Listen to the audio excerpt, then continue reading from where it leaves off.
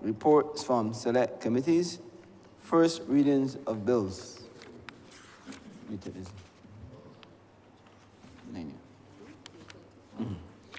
Yes. Honourable Leader, Government Business. Thank you, Mr. Speaker. I beg to move the first reading of the Utilities Regulation Amendment Bill 2023.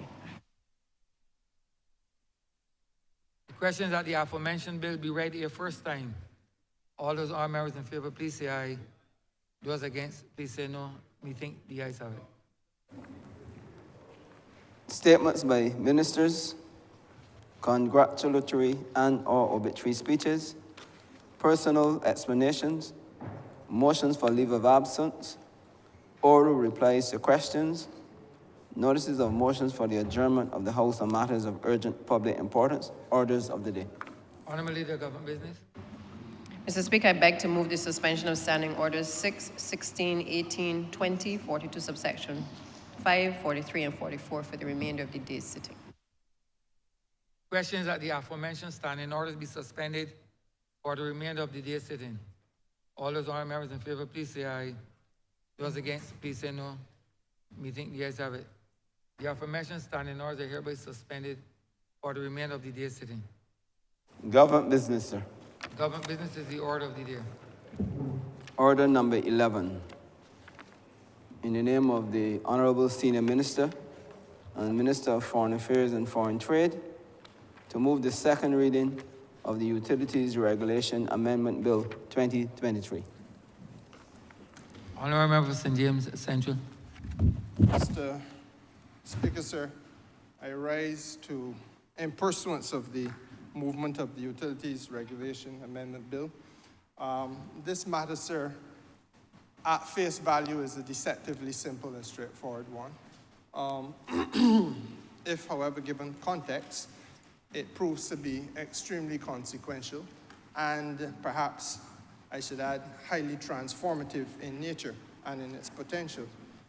As a point of departure, Mr. Speaker, sir, I want to give you some of that context because it is important that the country understands specifically what is the public mischief or what are the public mischiefs that we are here to correct. What are the public mischiefs, obviously, therefore, that exist, and what is the public policy intervention that is being advanced. And I begin, Mr. Speaker, not today, but last week at the closure of the Global Environmental Summit, which is called the Conference of the Parties, so-called COP.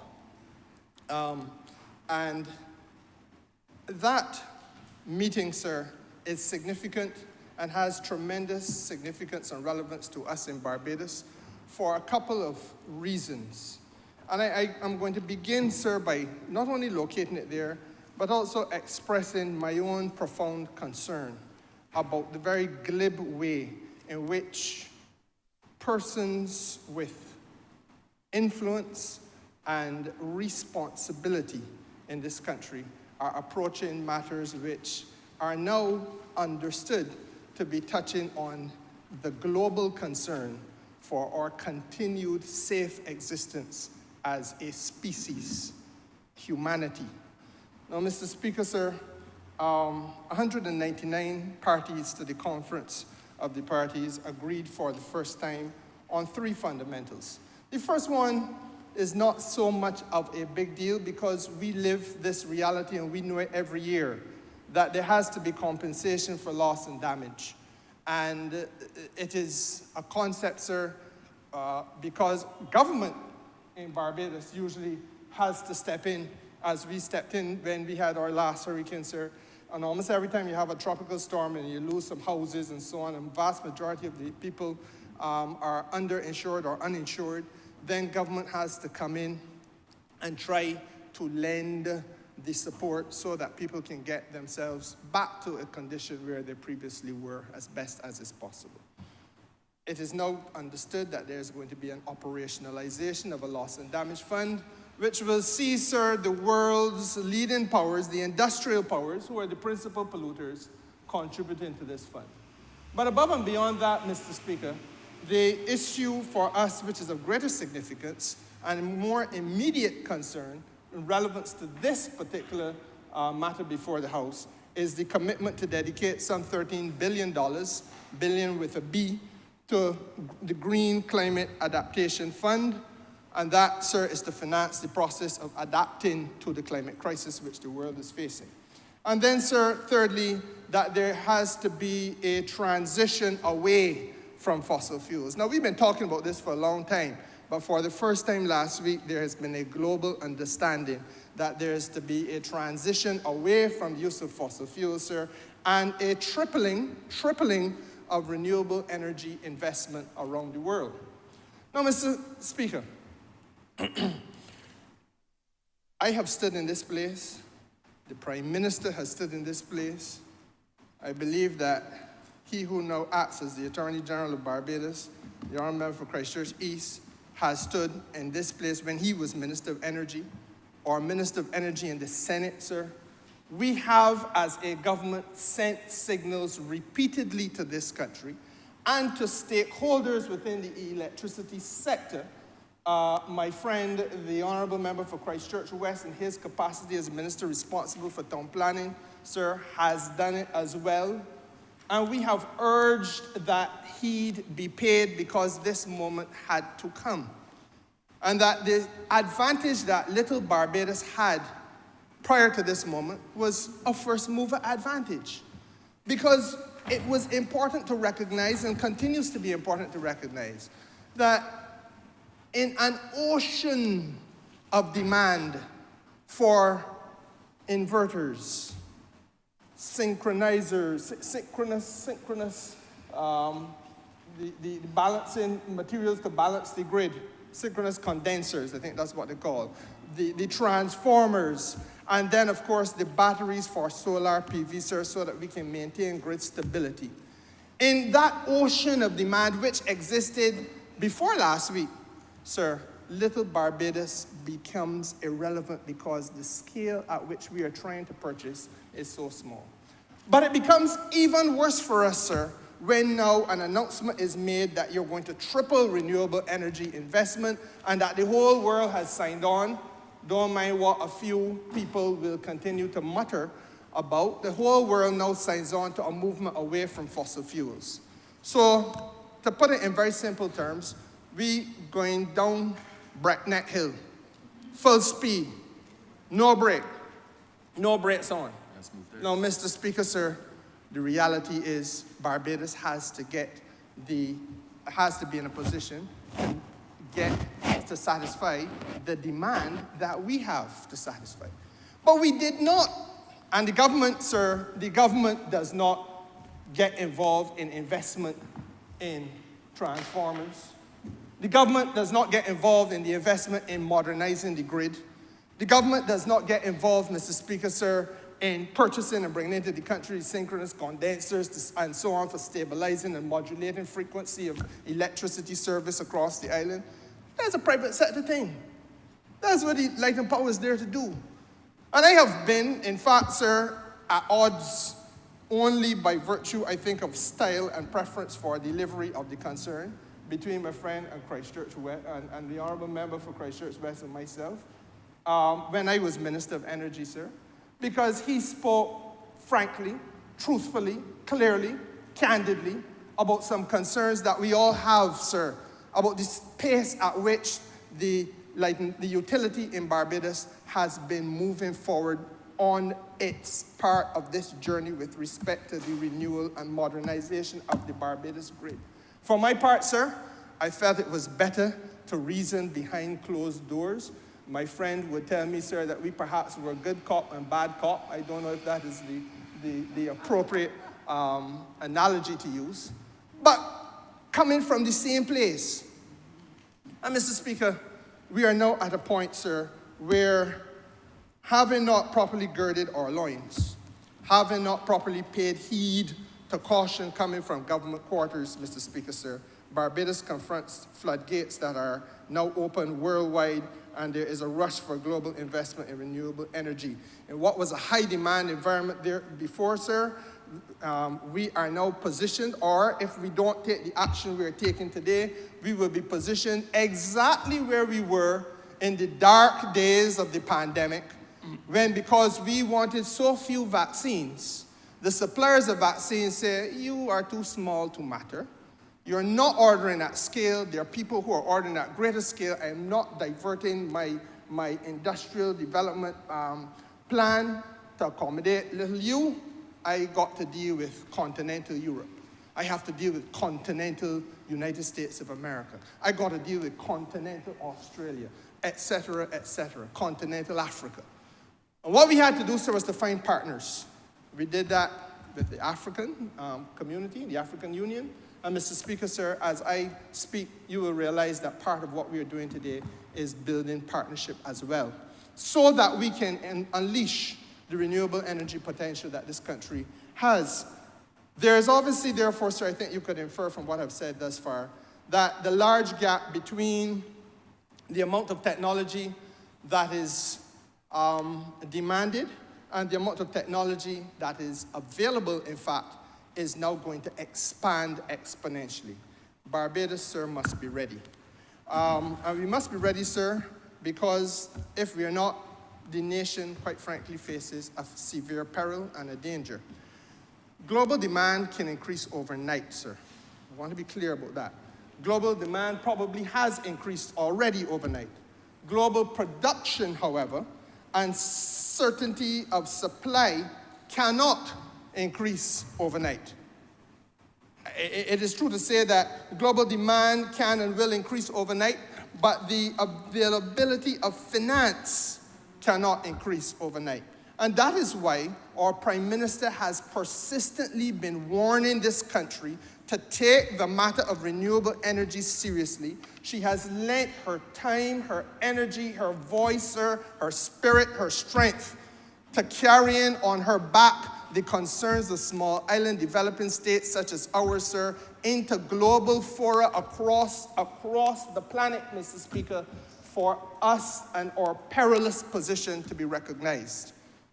Now, having said that, I perhaps also should express in this House, sir, my own deep concern, and I think the concern of those of us in the government as a whole, over the obstruction to progress which we recognize exists in Barbados, the conspiracy of silence, and the studious dedication not to support the government's efforts in this regard. And this is a curious thing, Mr. Speaker. It is a very curious thing because we're talking about a Barbadian community. We're talking about people who navel string bury right here. We're talking about people who carry a Barbados ID card and a Barbados passport. And one would expect, at a minimum, a certain degree of loyalty to the country of your birth. I do not know how it profits a man or woman, sir, to have as their only contribution on this matter that is an existential crisis to humanity. Not just to Barbados, but to humanity. This year, sir, all of us saw the papers, all of us read, I believe, the international news. We know that parts of the world saw the hottest temperatures ever. We know that parts of the world saw the wettest conditions, the greatest degree of flooding ever. As recently as yesterday, or day before yesterday, I believe, sir, Australia saw a phenomenal degree of flooding, that airplanes on an airport, parked at an airport, sir, were inundated with water. Imagine, sir, Grantley Adams International Airport so flooded that aircraft sitting on the airport are on the tarmac are flooded out. Can't water over the wings of the plane. That's what Australia saw. And in all of this, Mr. Speaker, sir, the contribution from those people who claim to be an opposition voice. Now, the public didn't give them the seat in here, and perhaps the public knows why. But those people who claim to be an opposition voice, well, she's fly about too much. That's the sum total of that which is offered. She always flying about. Everything she's saying, come out, she mouth, is climate change. It is a level, sir, of idiocy that is startling. And it is beneath the high standards that this ancient parliament, this is the oldest, third oldest parliament in the Commonwealth, Mr. Speaker, sir. It is below the standards that we have held, especially, sir, when it comes to an issue which is as critical as this. Now, sir, I mentioned just now the fact that global demand obviously is going to increase when once you say that you're moving away from fossil fuels as a globe and that you are now committing yourself to tripling the renewable energy investment as a globe, Mr. Speaker, sir. But small island developing states such as ours need major investment in renewable energy technology. And we have to do it, sir, and recognize at the same time that it can't only be governments that are going to finance this journey, because it is not within the capacity, let's start here, it is not within the capacity of the government of Barbados to finance this journey by ourselves. Structurally, our economy does see a private entity holding the utility of Barbados, supplying energy to the country, electrical energy. Structurally, Mr. Speaker, sir, our economy is structured so that we have an independent agency, which is a FTSE. And there are a regulatory agency, Fair Trade Commission. FTC, a Fair Trade Commission, Mr. Speaker, sir. It ain't about the government of Barbados alone. But around the world, sir, people are recognizing that if we have a threat to every country on the planet, if we're going to solve this threat, we have to have serious conversation at public policy levels, whether you're in government or out of government, whether you're an aspirant or you are already an occupant of a seat in the House of Assembly of your country or the Congress of your country, you are expected to join in the conversation in a mature and serious way on behalf of mature and serious bodies of people around the world, Mr. Speaker. And part of the problem we face in Barbados is that we do this alone. The government does it by itself. The government has no benefit of any voice out there sharing an opinion on this matter. There's no input, sir, from any of them, not one of the entities that found themselves asking for votes in the last election. I invite you, Mr. Speaker, sir, to point me in the direction of one entity, one individual even, that has offered an idea on the way forward. But while that sterile environment exists in Barbados, sir, what is the world discussing? The world is looking, Mr. Speaker, sir, at fundamental issues. Issues, for example, along the lines of the fact that all of us pay insurance premium. Truth is that when you do the economic research, you find that over $7 billion United States currency, global premium were paid during the course of last year, Mr. Speaker. But insurance company, $7 trillion. But Mr. Speaker, sir, no insurance company is at the table on this matter of climate change.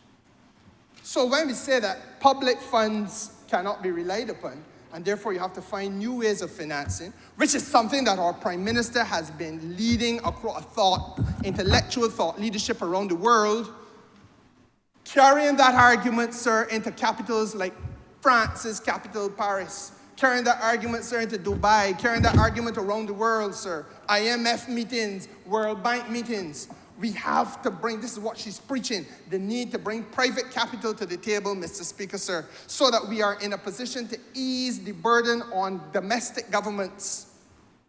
Because we're all in this together. Then a climate for the government that don't impact climate for the private sector. But in a context, sir, where you have $7 billion globally in insurance premium being paid every year, Mr. Speaker, there is not a single insurance company at the table. We recognize that last year, over 3 billion passengers flew. But there is no contribution flew different destinations around the world. But there's no contribution being paid, no discussion about how we can get international air transport companies to be contributing to this issue of climate change. But they are helping pollute the planet. Mr. Speaker, sir, the oil and gas companies saw $4 billion in profits last year, $4 billion in profit. That's profit alone.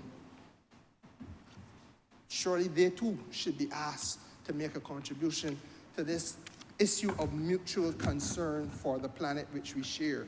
And so therefore, Mr. Speaker, I begin by contextualizing this legislation there, because it is about not just the naked 2-3 lines of the legislation, but the broader context, one, and secondly, getting the people of Barbados to come to an understanding, even at this Christmas time when we are busy looking at all the other things that we must look at in the celebration of Christmas, sir, and the commemoration of the birth of our Lord and Savior, that there are serious issues which this government has been leading, and about which parts of this society upon whom we have to place a burden of expectation.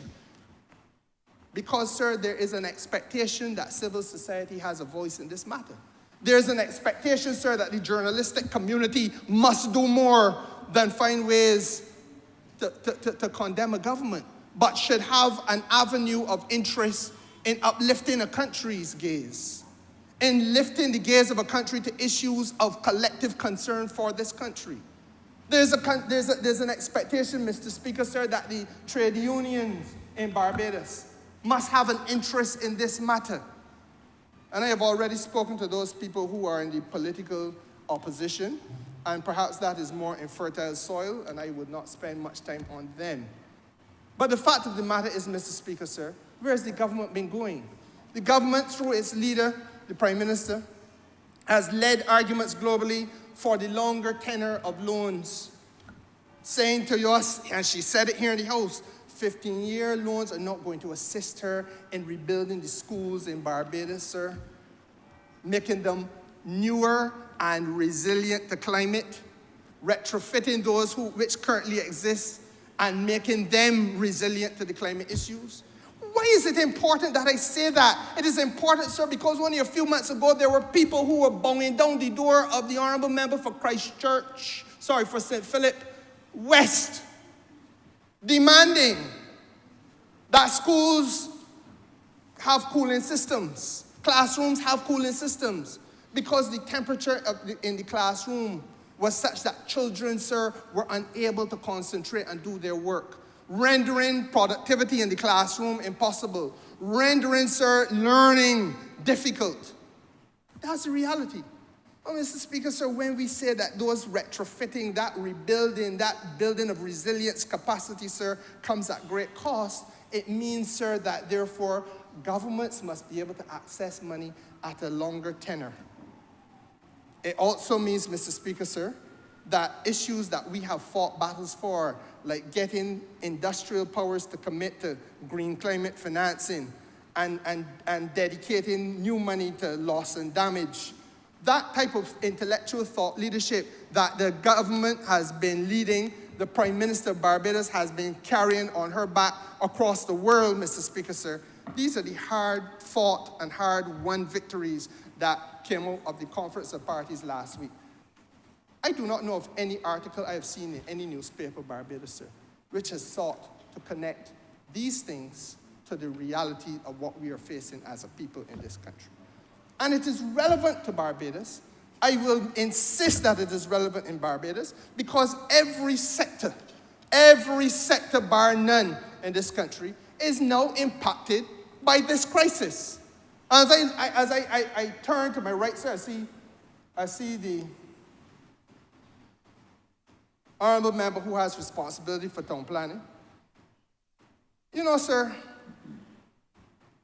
he must now plan or approve plans that take into consideration matters that never before were of concern. When it comes before him, Mr. Speaker, sir, there must now be, on his department, there must now be consideration, sir, of resilience. Building for the future must be resilient building. Roofing, retrofitting, and roof strapping, Mr. Speaker, sir. Installation of solar PV so that the house itself can help to be climate resilient and at the same time help the owner, occupier to pay a mortgage. Ventilation issues, Mr. Speaker, sir. Drainage is another one. Mr. Speaker, sir, across from me is the Minister of Education. As I just indicated, the issue before her is going to be cooling systems in schools, keeping our classrooms sufficiently climate resilient that our children can learn. And Mr. Speaker, sir, across from me, a member for St. George North must be concerned in her professional capacity about the fact that in the same way that countries such as Saudi Arabia and countries like the United Arab Emirates and countries like China are now relooking their labor legislation, sir, to say that, look, there are certain types of jobs where people outside working all day. Is it fair to that laborer? Is it fair to that worker to be working in conditions, Mr. Speaker, where the temperature is so high that they are rendered unproductive and unsafe in their work environment as well? And what are the legislative interventions?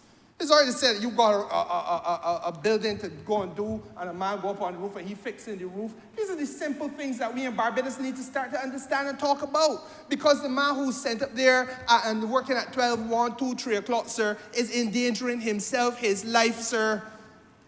And then there's another challenge which is faced on the government, sir, because of the health care consequential upon that.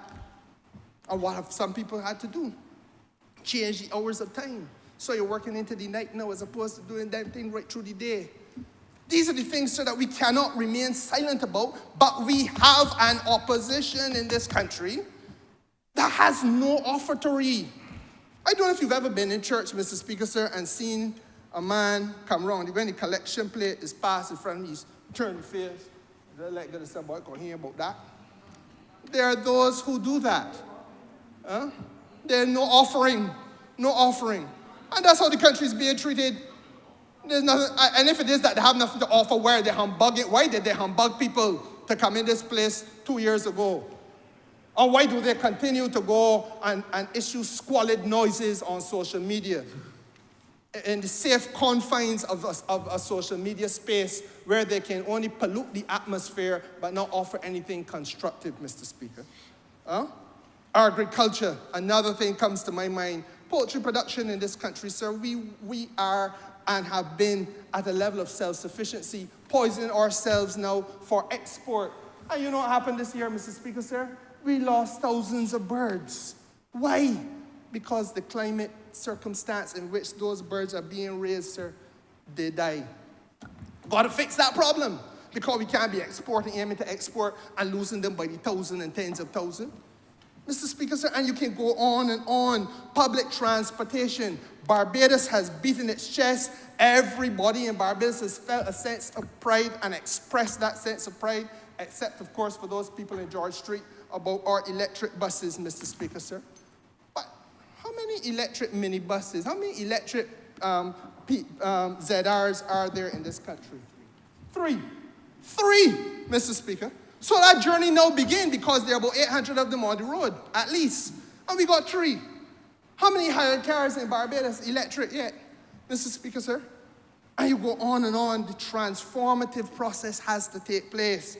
And the conspiracy of silence and the dedication being given to non-support of this government on this journey, sir, is completely unacceptable and utterly regrettable.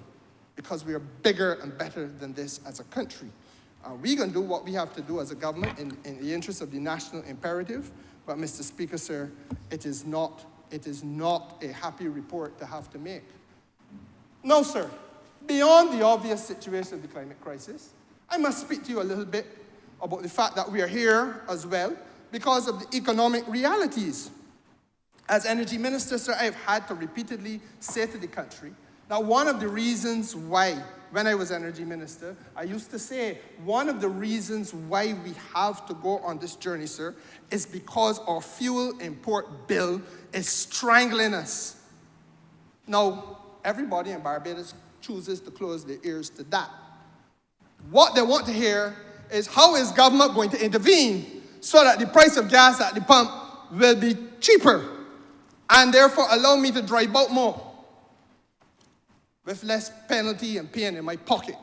That's what the people of Barbados want to discuss. This country, sir, does not want or seems not to be keen on having the discussion, sir, about carpooling. I was called all sorts of things, sir, when I suggested carpooling. The only thing I was not called was Kerry Simmons. But I stand on the four corners of the argument because I see them carpooling in industrial powers that are producers of oil and gas. We import it. They produce it, sir. They refine it, and they still can carpool to save money. We got to import it, sir. But Barbados special and different. There will come a point in time, sir, when people are going to stop, just rush into the social media and pause for thought. That time, sir, I want to be sooner rather than later. Because invariably, when these transformations in our behavior take place, it is because, sir, we are being visited with pain. I would want us not to be visited with the pain. But the pain, sir, is manifested in the fuel import bill. The pending, coming pain is manifested. In 2018, Mr. Speaker, sir, this country spent $580 million in importing fuel for Barbados to operate on. $580 million in 2018. In 2019, sir, it was 500, and that dropped by $1 million or so, $579 million. Mr. Speaker, sir, COVID came along in 2020, and we dropped down to 430 million. But that's because nothing was happening. The economy came virtually to a standstill. So then the cars on the road driving about, you remember there was lockdown. 2021, sir, we started to come out of COVID, and the fuel import bill soared from 430 million to 525 million. We're still coming out of COVID. Last year, Mr. Speaker, we're out of COVID. Business as usual. 2018, it was 580 million. Do you know where we were last year, sir? 914 million. Now, Mr. Speaker, sir, my friend, the Honourable Member for Christchurch West, is the mathematician, and he would tell you, sir, that that is a 113 or so percent, 113% increase. 113% increase. And that's why I say to you, Mr. Speaker, that this country has to start to take itself seriously. Because the conversation that the opposition elements out there want to encourage is a conversation that says, don't mind how much the fuel import bill go up by, government must come in and shield you from it. So the government, sir, must now shield 113% increase. The good news is, Mr. Speaker, sir, we substantially did that. We intervened at the petrol pump, and we shielded people at the level of the petrol pump. We intervened in the home, Mr. Speaker, sir, and we made sure that below a certain amount of kilowatt usage of electricity, you are shielded from the full throughput cost. We have intervened to shield the consumer. But, Mr. Speaker, sir, common sense will dictate that if you have a $914 million expense today, as opposed to when you come into government at $580 million for the same product, you can't continue to have that 113% increase repeated year after year after year, and that the government will always be in a position to shield the consumer. And are we on course to repeating it? Mr. Speaker, sir, last year was 914 million. October of 2023, we had already spent $830 million, that's October, on importing fuel. So we are on the course to equal it, if not surpass that cost this year, Mr. Speaker. And again, there comes a point in time where a community of people must sit down now and start to pool their thoughts and say, does this approach make sense? And if it does not make sense, what is the policy alternative? Because, Mr. Speaker, sir, 113% increase in fuel bill imports has grim consequences for everybody in Barbados who want to benefit from public housing. The money got to come from somewhere. It's only one pool of money. Do we choose to spend it on the importation of fuel and petroleum product, or do we choose to spend it, Mr. Speaker, sir, on improving public housing, improving public transport, improving the sporting facilities of the country, retrofitting our schools so that our children are not sweltering in 35-degree heat in a classroom, Mr. Speaker, sir. Ensuring that the hospital is better able to deliver services that the hospital must deliver. Ensuring that the sports minister, sir, can light every single playing field and can put in bleachers on as many playing fields as possible in Barbados and can have community parks across this country, Mr. Speaker, sir. Those are the issues, those are the developmental issues from which we cannot deviate, but about which we must find resources to deliver. That the Attorney General of Barbados and the people responsible for justice, law, and order in the country have a constabulary properly equipped to be able to answer and respond to crisis. Those are the issues, Mr. Speaker. Are we going to spend the money in circumstances where we could find an alternative? Are we going to spend money at a rate of over 100% increase in fuel and petroleum product? Or are we going to look after the other things that matter to our people? Now, Mr. Speaker, sir, I am very candid about these things because we have a nightmare. We have a nightmare taking place in this country where too many are prepared to turn a blind eye to the absence from the discourse of the folks who are marauding as sincere people of political good intention, those people located primarily in George Street and one or two other corners of the country.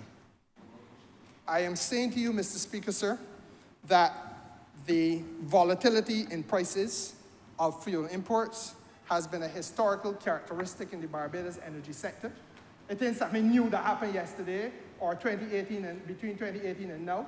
We've always known the volatility of prices, Mr. Speaker, and we have had to find a way to fix it. Now, when the Honourable Member for Christchurch East was endowed with the responsibility of being Energy Minister in 2018, by 2019, to his credit, he had come to this House with the Barbados National Energy Plan. That plan was laid in this place in 2019, Mr. Speaker, sir, in order for us to get a grip on the transformation of the energy sector. That plan, Mr. Speaker, contemplated a new thrust in renewable energy that would be premised on a mix of technology being deployed across Barbados.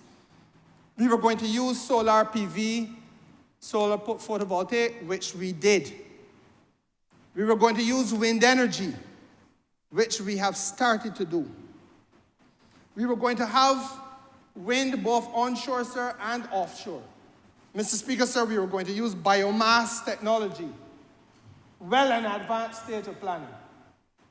The energy part is in the closing stages of negotiation. Mr. Speaker, sir, in addition to that, there was an integrated resource and resilience plan, so-called IRRP. I have heard some people who are either critics of the government or critics of the process, who are perhaps not well advised, complain that there's no plan. I want to arrest that nonsense because the integrated resource and resilience plan obviously is a plan. It is a roadmap, sir, as to how we deploy the energy mix. And I just outlined to you what the energy mix is, or it was intended to be across the country. The plan, sir, envisaged that at 2030, Barbados will be 100% fossil fuel free. In other words, the importation that I just told you about, those ridiculous and astronomical prices which we continue to pay, we would have that 900 or $1 billion off of our backs. Imagine, Mr. Speaker, sir, how your constituency could benefit if Barbados government did not have to start every year by putting one side $1 billion or thereabouts, but could then take that $1 billion and deploy it in a way that help you look after the people who send you to this place. Huh? And that is foreign exchange, sir, that I'm talking about. But Mr. Speaker, sir, the plan also spoke to battery storage as an indispensable part of the country's energy mix. An indispensable part. And you may ask, sir, well, what is it about battery storage that makes it indispensable. Battery storage, sir, in fact, not just battery, storage full stop, because the technology is advancing every day, and there are those who are here in Barbados talking to the government now about a thing called pump storage. But electrical storage, Mr. Speaker, sir, is an ancient concept. It ensures grid stability.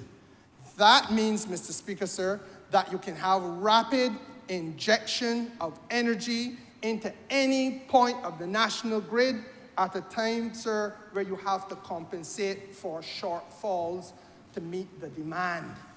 I hope I'm making myself clear. Storage facilitates that rapid injection of energy to stabilize the grid so that you don't have a fluctuation because you are unable to meet demand. Why is that important? Because sometimes I feel that we get too technical. If a man is lying down in Queen Elizabeth Hospital undergoing open heart surgery, you do not want, sir, while the surgeon is in the midst of his work, for the lights to go off, the suction to stop, the monitors shut down, Mr. Speaker, sir, and all hell break loose. If an aircraft, sir, is about to land at Grantley Adams International Airport, you do not want the runway to be plunged into immediate darkness. The tower can't communicate effectively with the plane and vice versa, Mr. Speaker, sir, and all hell break loose. It's a fairly simple thing. And because we have to make sure as a government that we do more than just find things to complain about, and it is an relatively easy task to just find things to complain about. You know, as ornate and immaculate as this building is, sir, having stood the test of time for hundreds of years, there are folks in George Street who will come in here and find a way to pick at every single beam and make it seem like the worst thing that was ever done by mankind anywhere in the world, because there are specialists, sir, at that and only that. But we have a plan, sir, that obviously exists and has to be operationalized. And in the operationalizing of the plan, Mr. Speaker, sir, we have come up with some technical challenges. And as a government that refuses to hide things, as a government that is rooted in principles of transparency, we come to the country and say candidly, these are the problems with which we've been confronted. Problem number one, Mr. Speaker, sir, that there were expectations in the plan. Obviously, when the plan is drafted, those people who draft the plan are anticipating certain levels of performance in the Barbados economy. Now, Barbados economy post-2019 grew at an unexpected rate.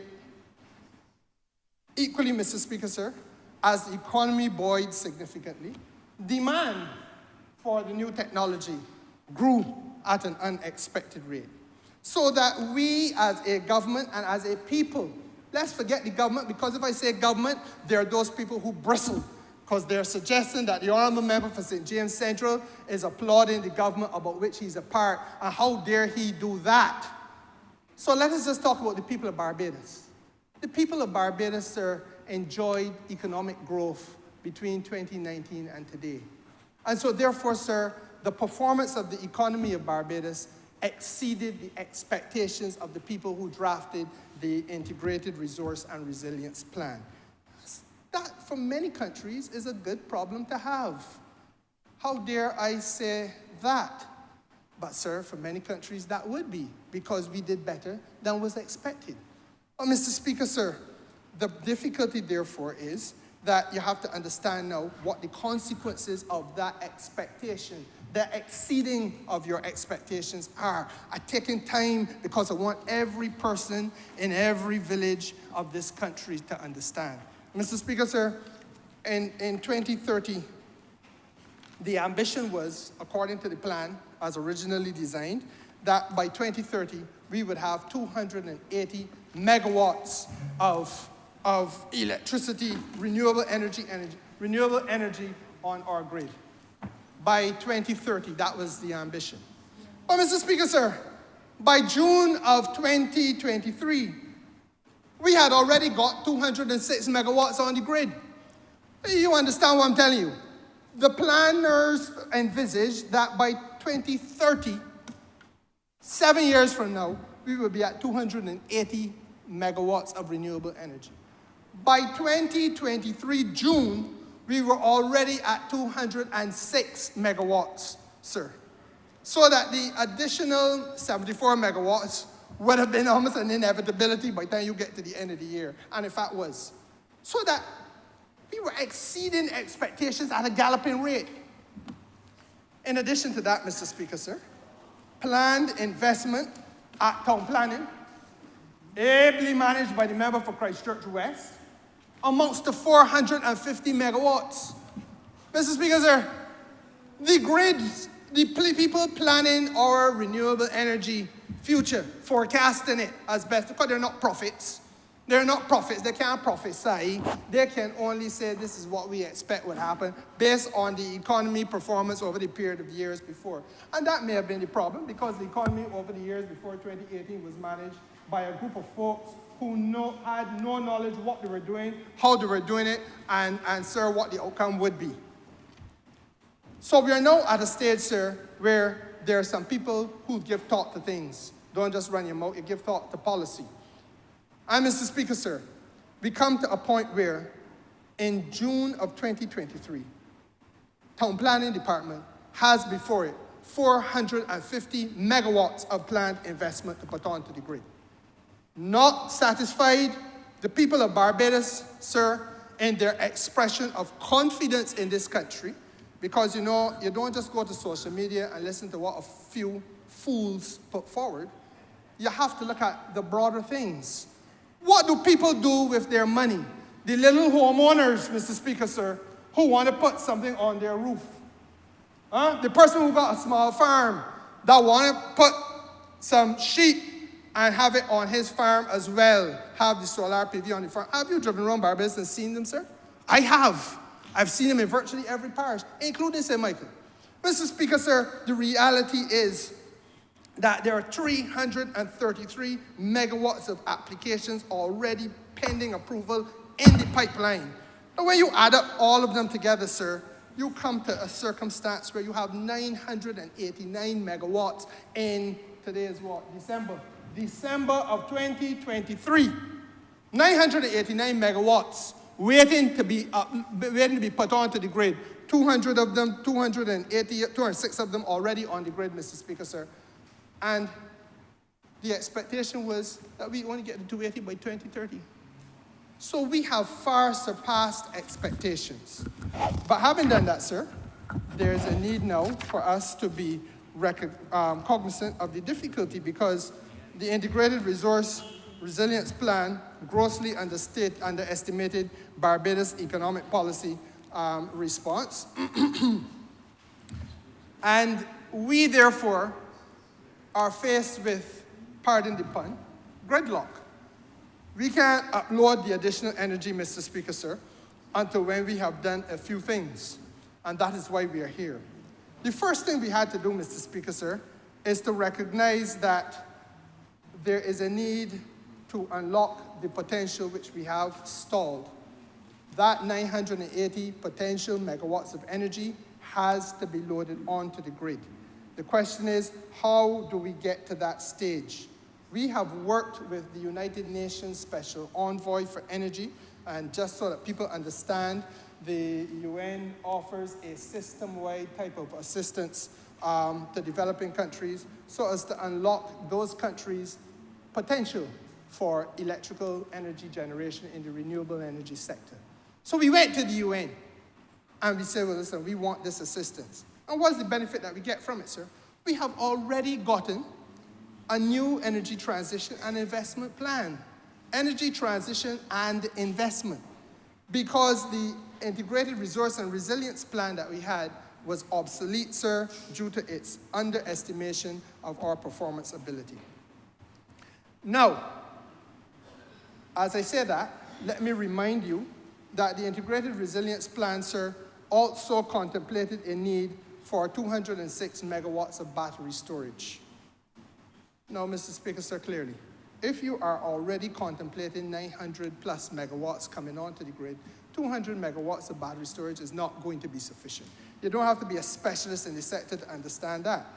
So that the second challenge we have is that for the second time, the execution or operationalizing of the plan has not been, on all fours with the reality of what has actually transpired on the ground in the marketplace in the sector. At utility scale, Mr. Speaker, sir, today, in spite of the fact that we have all of this planned application waiting approval, in spite of the fact, Mr. Speaker, sir, we already have 200 megawatts on the grid, 200 megawatts renewable energy, Mr. Speaker, approved, we have only 10 megawatts of battery storage in Barbados. 10. And those 10 are located at Trent and St. Lucie on the premises of the utility itself. So therefore, the logical question now must be, well, why is it that we only have such a little amount of storage? Now, if you cast your mind back, Mr. Speaker, you will remember that two estimates debates ago when I was Minister of Energy, I rose in this place and I raised the concern then that I raise now, that at that time it was necessary for the utility to partner with government pursuant to discussions that government had already been having with the utility, so that as the utility's parent company in Mirror in Canada sought to broaden their own acquisition of renewable energy infrastructure and technology to service places in Canada like Nova Scotia, etc., that, sir, only the 200 megawatts of battery storage that we contemplated that we would need, sir, because we couldn't have estimated then the extent to which we were overperforming, that we would have it on island. Now, you know, there's only so much government could do. The records of this House will reveal and reflect the truth of what I said. And I can tell that you recall the speech.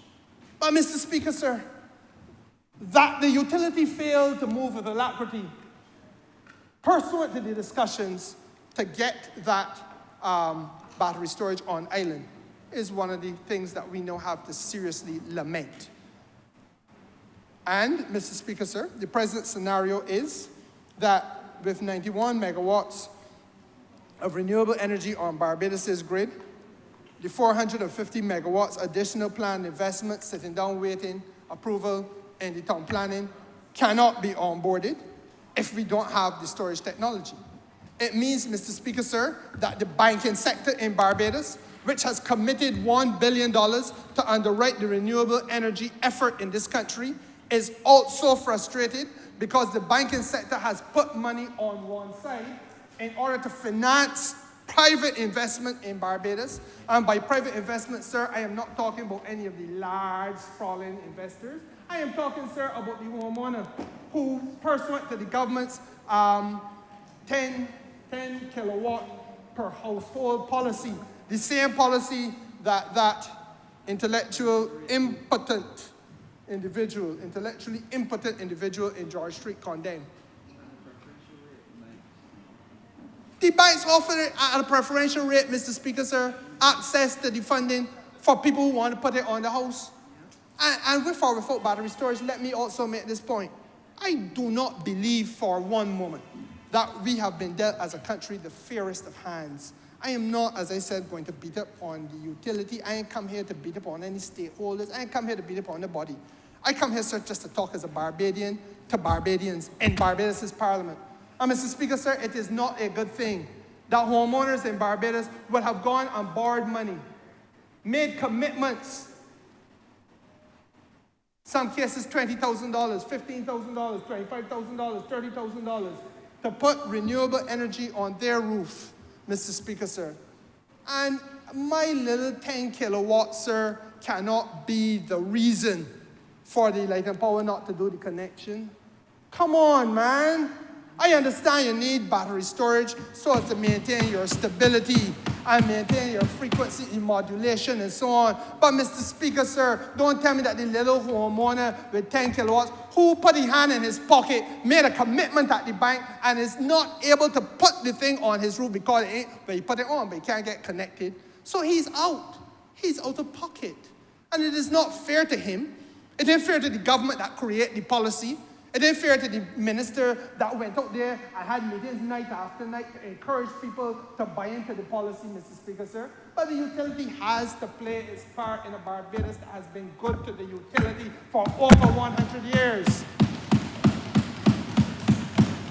I'm beating upon the body, but I'm saying this now, and the same person who has had to defend them, I'm saying now there comes a point in time where the private sector has to step up to the plate and be fair to the country that is host to the private sector and to private enterprise. And Mr. Speaker, in this particular case, it is not a good thing.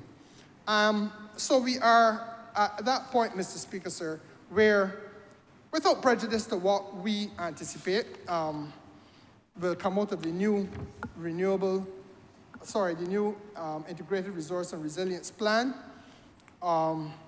we believe that we are going to need, at a minimum, 300 megawatts of battery storage. At a minimum. It probably will be far more than that. Now, sir,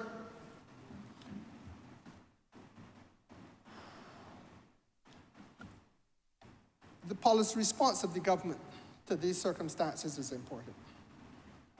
Using the year 2023 as a baseline, therefore, we have done an assessment, or are undergoing an assessment, a future planning assessment.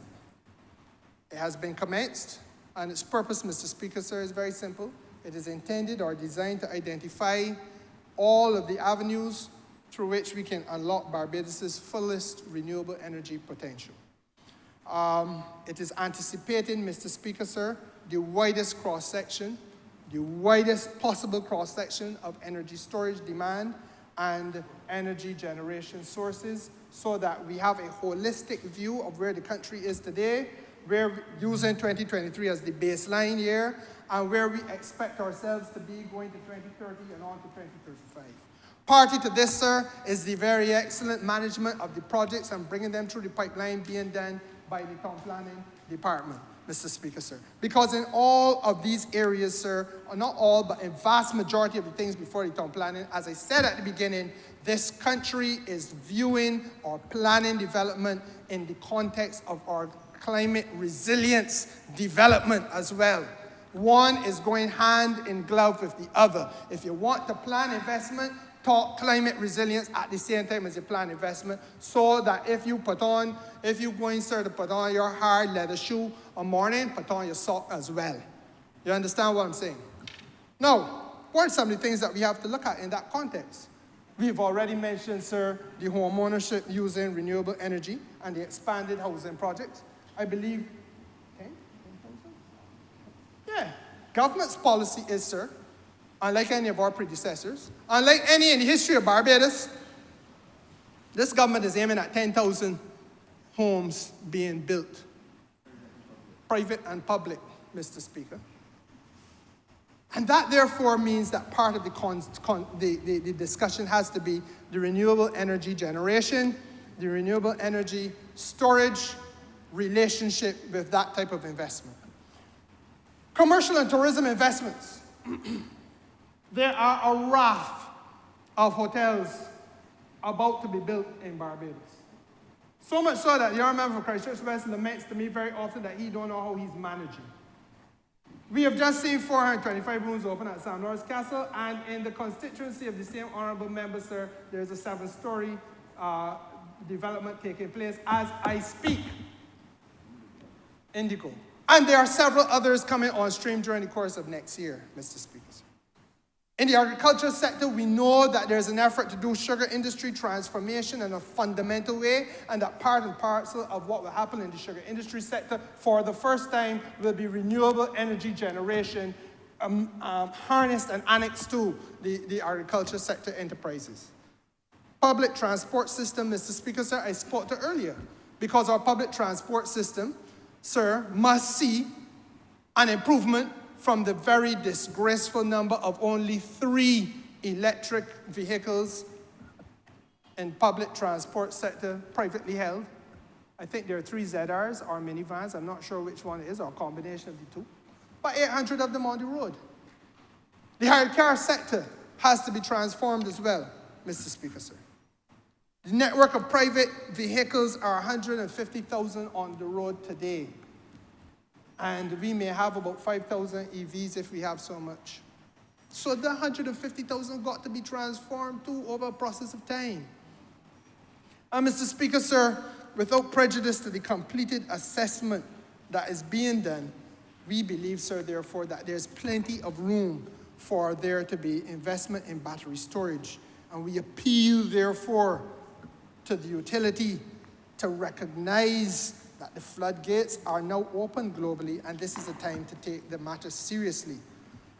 Now, Mr. Speaker, there are additional aspects of the policy response, because as I said to you before, key to much of that we do is to recognize that Barbados is just simply too small to have the technical capacity. And one of the reasons why we have gone more slowly than most of us would have wanted us to go, sir, is because the reality is that our Fair Trade Commission works hard, very, very hard. But all you have to do is to look at the rate hearings, Mr. Speaker, and you will realize that a small country like this does not have the depth of technical capacity to deal with some of the issues that come along with the rapidity, the lightning fire rapidity that the country's development trajectory is requiring. So if we were keeping faith to what initially was planned in the Integrated Resilience and Resource and Resilience Plan, we would be saying, well, 280 megawatts of renewable energy on the grid by the year 2030. Fine, there's plenty of time. But Mr. Speaker, sir, with over that number in planned applications by 2023, 989 odd megawatts are in the pipeline. We don't have that time, because the consequences of not moving faster is that you are impacting $1 billion in the Barbados economy, held in Barbadian financial houses, banks, credit unions, etc., waiting to be unlocked so as to give life, a daily lived reality, to the renewable energy effort in the country. I say that, and I take time to make that point, sir, because I want at all stages to contrast what we're doing with the noises we hear out there, led by the impotent empty suit in George Street. Because, Mr. Speaker, sir, but it's intellectual impotence. Maybe because, Mr. Speaker, sir, you cannot condemn a government that is trying to move swiftly to unlock $1 billion in investment and say, oh, everything to do is a rush and hot and sweaty. Oh, what foolishness is that? Oh, where does that fit in, Mr. Speaker, sir, to your understanding of the development requirements of the country? How does that equate to an understanding of the urgent need felt by not just the business community, but the ordinary Barbadian who is using his house, his roof, as an opportunity to generate energy and to earn income for his family, Mr. Speaker, sir? How do I tell the Barbadian who went to the bank or to the credit union and say that he won't borrow $20,000 to put 5 kilowatts on his house top, that he should stop there and not be able to get the thing connected because there's not battery storage in Barbados, which I say already is maybe a little unfair on the part of the utility. But Mr. Speaker, sir, what is really unfair is that that individual has gone and made a commitment at the bank and get money to buy the things to put on the roof door, and he got to pay it back, but he ain't earning nothing from it. And the person who is the alternative, so-called, is saying, well, don't worry about that. The government hot and sweaty. The government do things too fast. Is this what we have sunk to? Now, Mr. Speaker, sir, the partnerships we build, sir, because we realize that we do not have the depth that we would like to have to enable us to move at the speed we need to move. So partnership, therefore, sir, has been sought out deliberately with global entities, globally recognized entities, which can provide technical advice and also help build human resource capacity development in the country in a new sector where there's no experience, there are not a lot of precedents. And quite frankly, sir, we have always evolved in this way in the Caribbean where, oh, this is a new thing. Let me see what Trinidad do before. Let me see what Jamaica do before. When I became energy minister, we were looking at the legislation governing the sector, the Electric Light and Power Act, as I said then was, it still is, because it has not been changed yet, but it will be shortly. We're going to Jamaica to look for the president. Spend a lot of time going over the Jamaica legislation as though this was the Holy Grail sent from God. Mr. Speaker, because you had either to create your own or find something that somebody do before. There was nowhere else to go to.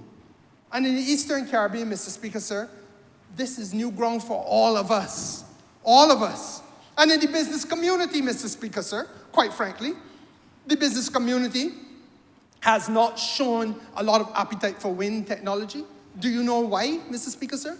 It's new ground for them, structuring the contract, structuring the contractual relationship is new ground. It was easy to do solar PV because that's a fairly simple technical thing. But, Mr. Speaker, sir, the wind technology, difficult. For years, we've been locked in discussions, sir, on green energy. Mr. Speaker, and the biomass, again, difficult, first time being done. I understand that. But, Mr. Speaker, sir, we will have at some point to break free of those shackles and build partnerships, which is what we now do, and we are now doing, because the partnerships with people who know this sector and who have some expertise in this sector can only help us to build our own domestic ability. We have gone, Mr. Speaker, sir, to the International Finance Corporation to create a storage strategy. They were on the ground here during July of this year. They were on the ground here during August of this year, Mr. Speaker, sir. They have studied the Barbados, the IFC. I should not just say IFC, because people may mistake that. You know, the wisdom, the Solomonic wisdom that passes itself now off as political contribution. I will stop in here and say IFC. Somebody out there will say we went to KFC. The reality is, Mr. Speaker, sir, I don't put it past them. So let me be very clear. The International Finance Corporation, which is the private sector arm of the World Bank, yeah? On the ground here in July and August of this year, Mr. Speaker, having advised the Barbados government on the stage of where we're at, have advised that in their judgment, our market is now sufficiently mature, that we are really looking now at utility scale investment as our next stage. The 10 megawatt feed-in tariffs, which were used initially when we started out on this journey. And you will recall, Mr. Speaker, sir, that the introduction of solar photovoltaics, we used the feed-in tariff to crowd in investment. But once you come to a point where you're no longer looking to crowd in investment, that is being done, that is done already. You are now looking at utility scale, over 10 megawatts. And so therefore, Mr. Speaker, sir, the recommendation is twofold. They said around the world, people now do this by direct negotiation. You're the producer, you're selling it to somebody, this is what, negotiate your price. Or alternatively, you have a competitive procurement where you kind of bid, you put up your price, I put up mine, between myself and the honourable member from Christchurch West, the procurement rate is determined. Now, Mr. Speaker, sir, we took guidance from the the FTC, the FTC's the regulatory body issued a decision on solar PV rates in Barbados between 1 and 10 megawatts. And they indicated that the feed-in tariff regime should continue until such time as the country can move to competitive procurement. So we came to an understanding, sir, based on the fact that the Fair Trade Commission itself, our consultants, the International Finance Corporation, which is the private sector arm of the World Bank, and in fact the Inter-American Development Bank, who renders similar advice, all agreed that we should now, sir, be looking at competitive procurement during this next phase when we want to unlock large-scale battery storage investment in Barbados. Utility scale. Now, there's a further dimension to the policy response, sir, because as I indicated to you, behind all of this is the engine that is driving us to come here today in the way in which we have done.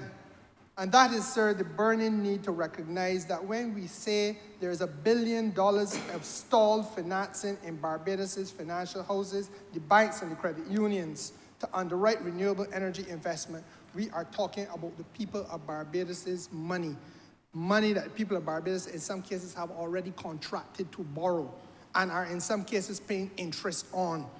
There can be no understating the urgency of being able to emancipate people from that circumstance. Because I borrow money, I gonna buy or make investment, and I can't do nothing because the utility in its sole discretion is not connecting me.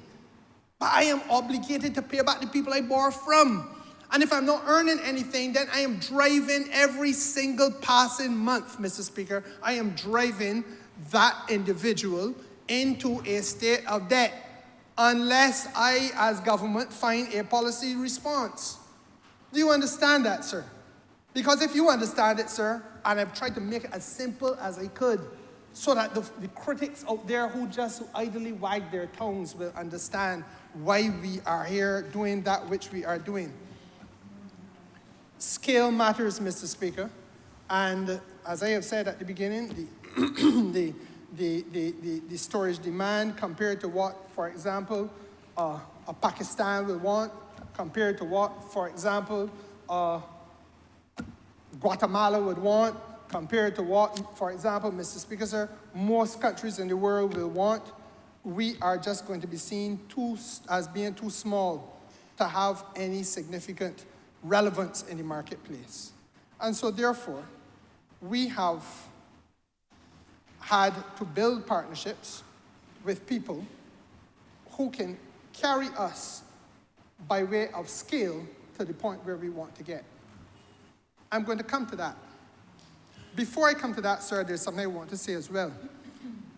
When we urged the utility for the last 2 years to take this matter seriously, when we said to private enterprise in Barbados that we need to get onshore all the inverters, all of the transformers, the battery storage technology, Mr. Speaker, sir, because this day would come. We knew, Mr. Speaker, that we were also talking about a broader global environment in which there was a post-COVID logistical supply chain weakness. COVID induced into this world's economy a crippling of our logistical supplies. Fancy language. Since COVID, during COVID, we have not been able to access things in the way in which we used to be able to access them. Because we rely so heavily on imported product, Mr. Speaker, sir. Very often that imported product coming not only from this hemisphere, but the other side of the world. We therefore rely on it being able to get here. When China shut down, but the rest of the world was open, China's manufacturing not taking place, so therefore China can't fuel the rest of the world's demand. When we opened, Mr. Speaker, sir, but docks in England were still closed, therefore nothing could move off the dock in England, therefore our demand could not be met. Mr. Speaker, sir, this is how the world has been thrown into confusion, and we are still in that state of confusion. I have said from this place, Mr. Speaker, sir, that the Ukraine war started as it did last year, January, Mr. Speaker, only added impetus to the demand in Europe for renewable energy. It lent impetus to other countries as well. And therefore, their search for the available technology in a difficult logistical supply environment, because they're asking for a more greater scale than we can ask for, they are given first priority. That was the magic behind asking the utility to work with government and its parent company, because its parent company service in all of Canada. So they have the girth to call for scale. And all we wanted to get is a little piece of that. A little piece of that action. Now, Mr. Speaker, sir, where are we today? Because I want to say this to this House, not only about renewable energy, but I want to say to this country, through this House, through you, sir, at Christmas time, when Barbadians are in danger of overindulgence, that there is a very scary scenario unfolding before us. We have, sir, as recently as yesterday, reports that ships passing through the Red Sea and the area of the Suez Canal were fired upon as a result of the war taking place in Gaza, and proxy elements who are not directly interested in fighting on the street in Gaza, but interested in hurting what they see as Western shipping interests, firing rockets on ships as they pass through. Now, Mr. Speaker, some of the largest shipping companies have taken action and said that they're not going to pass through the Suez Canal anymore. Maersk does tremendous business in the Caribbean, the Eastern Caribbean. They say they're going around the Cape of Good Hope. Hapag-Lloyd, tremendous business in the Caribbean, going around the Cape of Good Hope. Now, Mr. Speaker, sir, that adds cost in terms of the time taken, in terms of the insurance, Mr. Speaker, sir. The consumer, when the consumer eventually gets it, is going to pay for that additional journey, is going to pay for the additional fuel, is going to pay for the additional insurance, Mr. Speaker, sir, paying for the additional time. Even as that situation confronts us, we have, sir, in the Panama Canal for several months now, but I know of no article written in the Barbados press. Not a curious journalist has raised his voice. I know of no statement coming out of any quarter in the political community in Barbados other than the government, drawing to the attention of the people the circumstances taking place in the Panama Canal. Where as recently as October, 2 months ago, there was a backlog of ships, 89 ships waiting, because the Panama Canal is impacted by climate crisis. They're not getting the rain. Without the rain, they don't have the water to raise the locks, so that the transition from the Pacific to the Atlantic cannot take place easily, especially in ships which have a deep draft.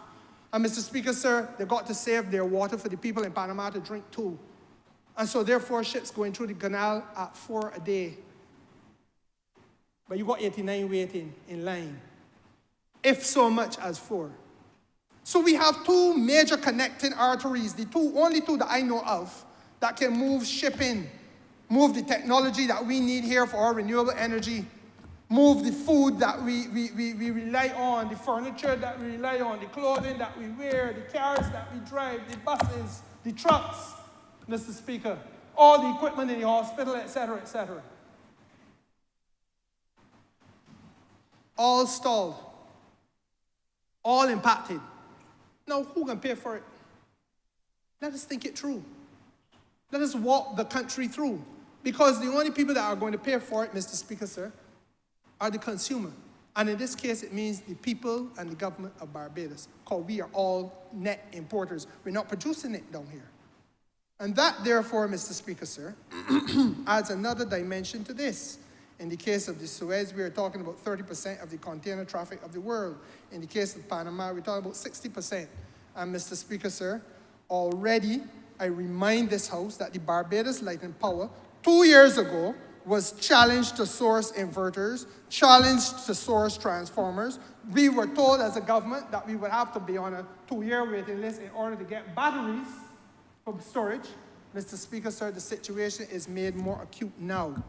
That is why, because of this perilous situation with respect to global supply chains, that we go to find a policy solution that enables us to beat that hurdle as well, to overcome that obstacle as well. And that, sir, has been that we have had conversations with a philanthropic body called the Global Energy Alliance for People and Planet. Global Energy Alliance for People and Planet. It is backed, sir, as I said, by a number of international philanthropists. Some names you will recognize because of their prestige. So if I tell you about the Bezos Fund, I am sure you will recognize the name Bezos, and George Bezos is the man behind that. The Rockefeller Foundation, that name will not be strange to you, Mr. Speaker, sir. These are names which have been around for a long time. We understand them to be associated with billions, if not trillions of dollars. Their interest, sir, is in having the world move away from its reliance on hydrocarbons and fossil fuels. The benefit to Barbados, Mr. Speaker, sir, if I'm asked, first of all, is that we are able then, through that level of access to capital, we are able to pool resources so that we can, as a country, access the storage that we need. So we passed the stage now of just having the conversation, a never-ending story with a narrowly focused utility, who perhaps may have been more concerned about the outcome of the rate hearing than they were concerned about the outcome of the future of Barbados. I can't say that, but I can only say I speculate as to whether that may be the concern. But we can't wait on them, and we will not leave our hand in the lion mouth, Mr. Speaker, sir. So therefore, we had to build the partnerships which we have done in order to access the storage. In the same way, may I remind the country through you, sir, that we did with regard to the vaccines that we needed when we were in the depths of the pandemic, when we built the alliance with the African Union. Because we had to go to the African Union to secure the scale so that when we made an application to get vaccines, you were talking about such a number and a quantity that people sit up and take notice of you. You can't go and say, I want 300,000 vaccines, because men producing 3 billion. Men calling for 3 million and 10 million and 20 million and 40 million at a time. So you're a nuisance if you come and tell me about 300,000.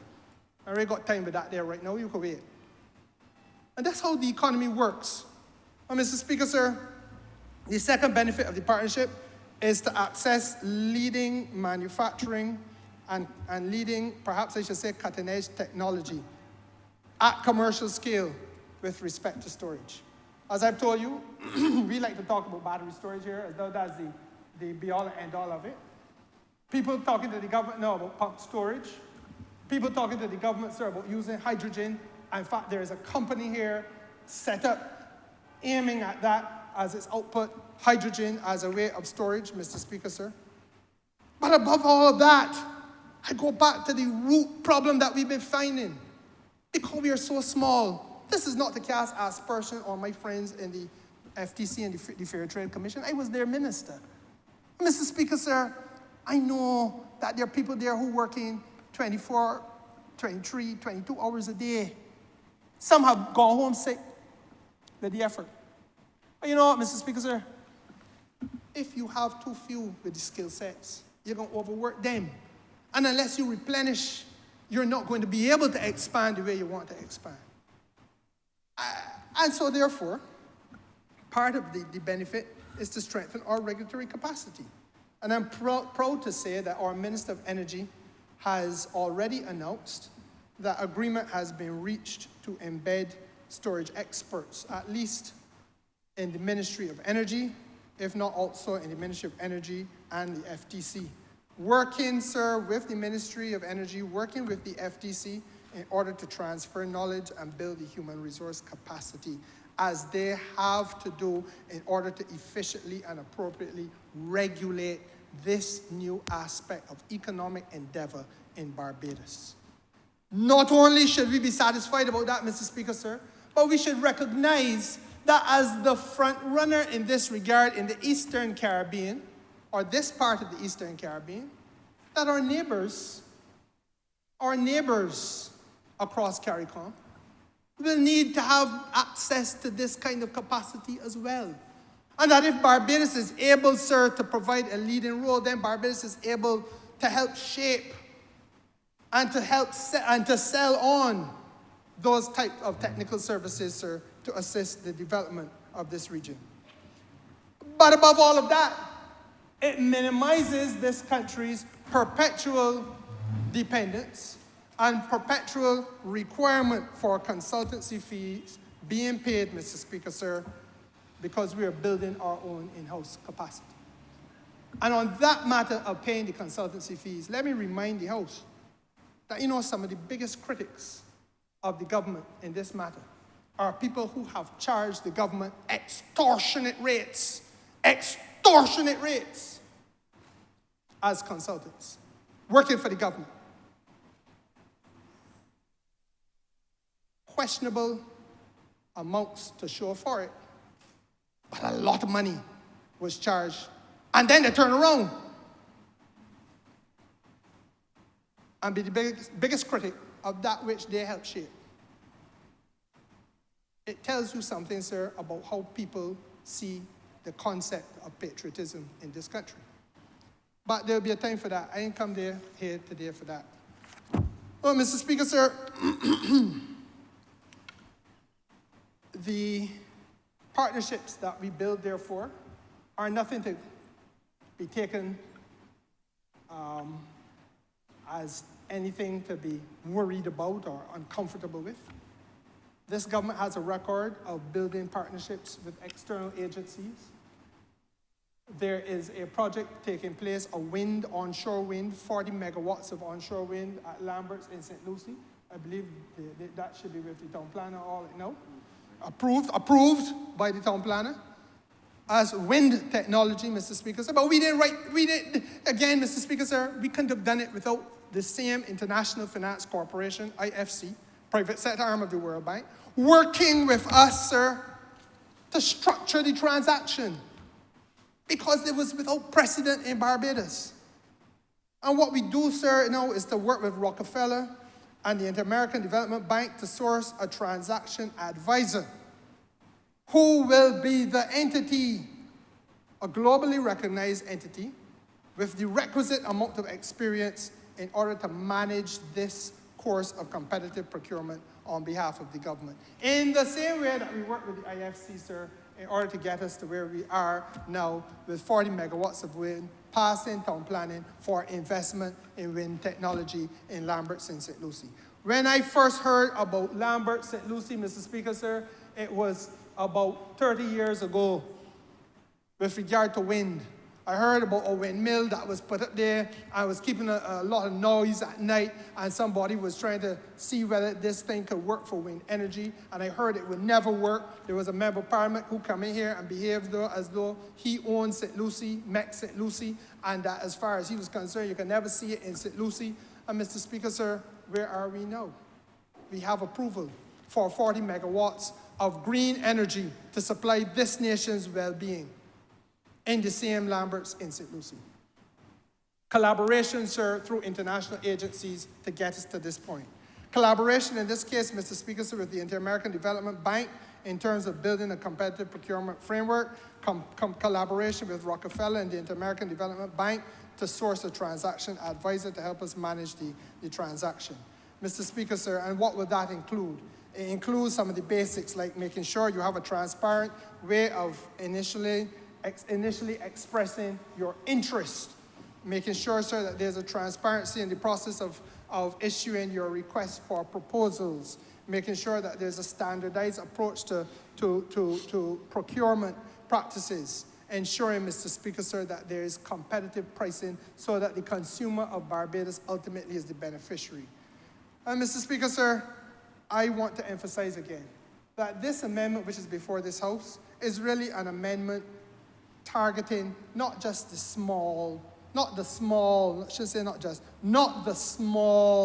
household level type of technological application for storage. But Mr. Speaker, sir, this is contemplating utility scale, 10 megawatts and over. Competitive procurement, sir, is a globally accepted approach to the resolution of this type of procurement. It is foreseen in a decision of the Barbados regulator in a judgment issued by the FTC. And Mr. Speaker, sir, it has the vital potential of helping us quickly unlock $1 billion of stalled investment in the financial houses of Barbados and facilitating the development, sir, of the country's renewable energy ambitions. And last but by no means least, ensuring, sir, that the well-being of our consuming public is looked after. For all of those reasons, Mr. Speaker, sir, issued to you during the course of the last hour and a half to 2 hours, I want to say that we see this piece of legislation as being the solution to the gridlock that is now taking place, the solution to the stalled investments that are backing up and frustrating investors in Barbados. The solution, Mr. Speaker, sir, to the delivery of government's democratization of the energy sector. Because it was this government, Mr. Speaker, though much maligned at times, it was this government and only this government that saw the energy sector as being an opportunity to give to the ordinary people of Barbados a chance now to be owners of the process. It was this government. And the democratization of it has been frustrated by virtue of the fact that because we don't have storage, an excuse exists for the utility not to make connections. Well, that excuse must disappear. We have come here, we have said candidly what the problems are, we have put the solutions before the country with an intention to make the obstacle disappear so that once again the people of Barbados can revert to being the owners of the electrical and energy delivery endeavor in this country and being the principal beneficiaries of the profits thereof.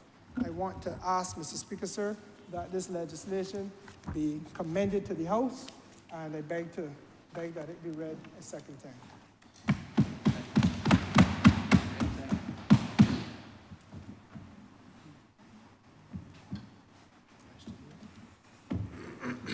Honourable member for Christchurch. Mr. Speaker, I rise to entirely support the proposed legislation, the legislation before the chamber. I once had the misfortune, twice had the misfortune of speaking after the first speaker, sir.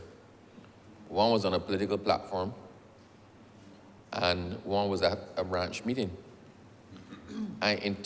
Each time, sir, by the time he had finished, he had covered what he was supposed to cover, covered everything else, covered things that flowed from it, covered things that were contemplated by it, and left me with almost nothing to say. That, sir, is a rather enviable position to be in. But as a former Minister of Energy, I feel that I actually need to weigh in as well, supplement some of what he said and to provide a little bit of an understanding. Sir, we are limited in our offerings for renewable energy, and that needs to be understood at the beginning. Other countries that have other options for renewable energy, thermal energy, offshore wind, things like that, they can actually generate their energy consistently. So the sources of their energy operate 24 hours a day. Right? If it's geothermal, the heat and what you're using to generate the energy happens 24 hours a day. The wind, to the extent that they have it, happens pretty much 24 hours a day. It has some slow periods. Sometimes the wind will drop, but there's potential for it 24 hours a day. Our difficulty in the Caribbean, and in Barbados in particular, is most Bajans associate renewable energy in Barbados with solar. A lot of people don't know that Barbados was the country that pioneered solar technology. I think it was Solar Dynamics that first introduced solar heating of water. Now it is something that we take for granted. Almost every house in Barbados, every facility heats their water by solar. Some use natural gas, but solar is by far the preferred option for heating water. We allowed ourselves to fall a bit behind the ball and allow other people to take what was our initiative, develop it, and now we buy it back from them. But in Barbados, renewable energy equals solar. There comes the natural limitation with respect to renewable energy in Barbados, sir. Because the sun comes up, let's say half the day. So for half of the day, you can generate energy. You can generate electricity. The other half, you can't. A grid cannot operate like that. If we are looking to move to 100% renewable energy by 2030 or as soon thereafter as practicable, then we have to make provisions to be able to supply that energy 24 hours a day. Interestingly, sir, I think the majority of energy is consumed in Barbados in the night. So that's when people go home, people in the fridge, people turn the TV, people turn the AC at home, people do what it is that they have to do, and they generate electricity at night. But that is the time when, based on our system and our traditional source of renewable energy, the generation is not there. So it means that we cannot divorce ourselves at present from the fossil fuel inputs, because the energy still has to be provided in the down period. It's called intermittent energy. It means it doesn't happen all the time. And the logical filler for that is storage. Storage comes in many different forms, but the most commonly contemplated form of storage is battery storage. We use batteries in our devices. We know it's a portable form of energy. You pick up 2 batteries and you put it in a radio, and the radio comes on without plugging it into the wall. Our cell phones, sir, we charge them, and then we walk around with them, and we have access to the energy supply to run into cell phone wherever you are, whatever it is that you're doing. So it's no different, sir, with batteries. Initially, when battery storage was devised, the batteries were huge. The batteries were large and cumbersome, industrial scale. Batteries, sir, required large resources to land and to be able to house them in tremendous warehouses. This is sort of like the evolution of the computer. My first computer, sir, was about, the box was about this big, and then it had a little TV on top of it, right? And you couldn't carry that nowhere. That was there, and it operated at 0 speed. Now, sir, my entire work is done from this. This types my documents, this signs deportation orders, this reads briefs, this carries speeches, this does my research. And it is small, but way more powerful than the first computer ever had, or have had access to. In the same way, sir, batteries have now come. The evolution of the battery is a fantastic thing. You know how multi-cell batteries, sir, small little component batteries, so it's not one big thing for battery storage. You have small components to make a larger battery. I'm trying to speak it as non-technical language as I can get, sir, because other people listening need to understand where we're coming from. What that has done as well, sir, is made it even more accessible. There's a member, sir, the Honourable member for Christchurch. Actually, I don't want to identify him, but one of the Honourable members in this house, I think, is off the grid entirely. And he could not be off the grid was it not for the evolution of the battery. So he is able to generate all of the electricity for his house from solar. And he's able to store electricity for use at night. And then it gets recharged again while also using directly from his panels. And we accept as a country that to fully go the whole way to renewable energy generation in Barbados and consumption in Barbados, that we have to have both components of it. Otherwise, we get stuck halfway. The problem, sir, when we contemplated our renewable energy program and the ambitions of this government to become fossil fuel free by 2030, it was thought at that time, how can we incentivize Barbadians to take up this offer? How can we incentivize credit unions? How can we incentivize commercial Barbados to invest in this? And being a part of the process at that point in time, I know we were trying to figure out what incentives can we give to encourage people to take up the capacity. We did not, in our wildest dreams, sir, believe at the time that the subscription and the buying into the policy would have been what it is. The feed-in tariffs, when we were initially looking at setting the feed-in tariffs and the negotiations around the feed-in tariffs and the discussions with BREA and all the stakeholders, we tried to set feed-in tariffs that would have encouraged and lock them in for a period, that would have encouraged people to see this as a viable and valuable investment in their future, an investment in our infrastructure. And the feed-in tariffs were generously set to encourage the pickup onto the grid. So like any other business, quite often in the teething stages, it either makes you or breaks you. If you achieve some sort of commercial success or commercial viability, then it can help to propel you as you put more and more investments in. But it is critical that when you start up with the program, that you get buy-in in order to allow the program to go forward. Nothing cripples a business or cripples an initiative, sir, like inertia at the beginning. When the feed-in tariffs were announced and they were set, sir, we were not prepared for the overwhelming response of corporate Barbados and savvy investors, a lot of whom were private citizens, a lot of people who had roof space. Roof space now became a valuable commodity. At one point in time, a roof was a liability. You only looked at your roof when it was leaking. You put up a roof on a house, you put up a roof on a warehouse, and that became a liability, degrading. That now became a rentable commodity. Persons have rented roof space from other people to put solar installations on their roof space. Persons now have wiped out their entire electricity bill and are pocketing returns on their investments so that make any other investment in Barbados look woefully inadequate. This is big business. It has been fully subscribed. It has been eaten up, and we now have a problem. We have a problem that we have as much capacity that we can deal with. When the sun is out and all of those buildings are generating electricity, there's only a certain capacity that light and power can actually absorb and put into their system.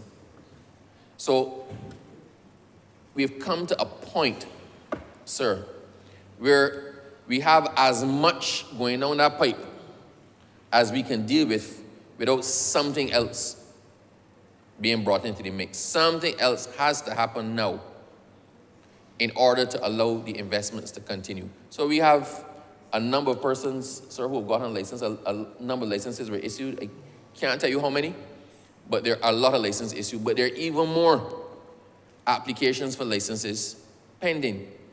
And until there's either the capacity to handle all of that coming in, or a way to store it and use it in the off-peak hours, then we have a problem. So here we are, sir, at the contemplation of battery storage. Now, how do we regulate that? How do we decide on the pricing? How do we decide on who should get what? How do we decide on all the factors that end up with a price to the ultimate consumer? It is thought, sir, that feed-in tariffs are not appropriate for this now. Feed-in tariffs have done what they were supposed to do. They incentivized it, they initiated it, they galvanized it, and they've done what they're supposed to do. We knew at the beginning that feed-in tariffs would have been for a period. We knew at the beginning, sir. That period has come and it's gone. How now do we work out pricing for it? How now do we decide who should invest or who should get the licenses? How now do we decide what arrangements are made for utility scale generation or storage? So we're at where a lot of the rest of the world is. Auctions. The Honourable Minister called it what it is referred to technically as competitive procurement. It's the same as anything else, sir. It's like tendering. You want to provide a service, okay? Put all your cards on the table.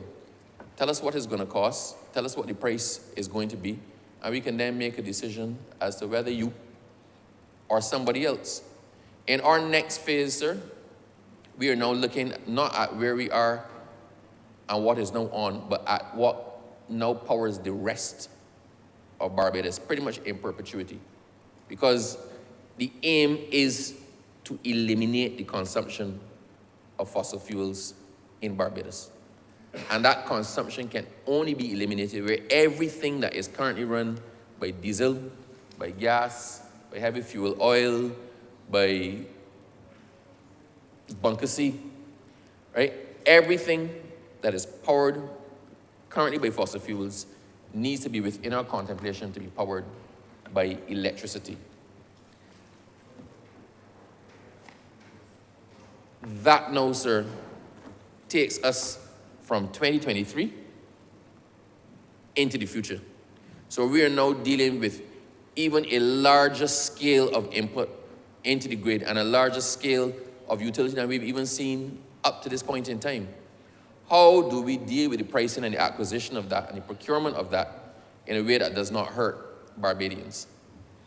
The good thing about the amendment, sir, is that it allows a cap to be put, a maximum starting price. You can say, we want to take persons or options to supply electricity to Barbados and Barbadians.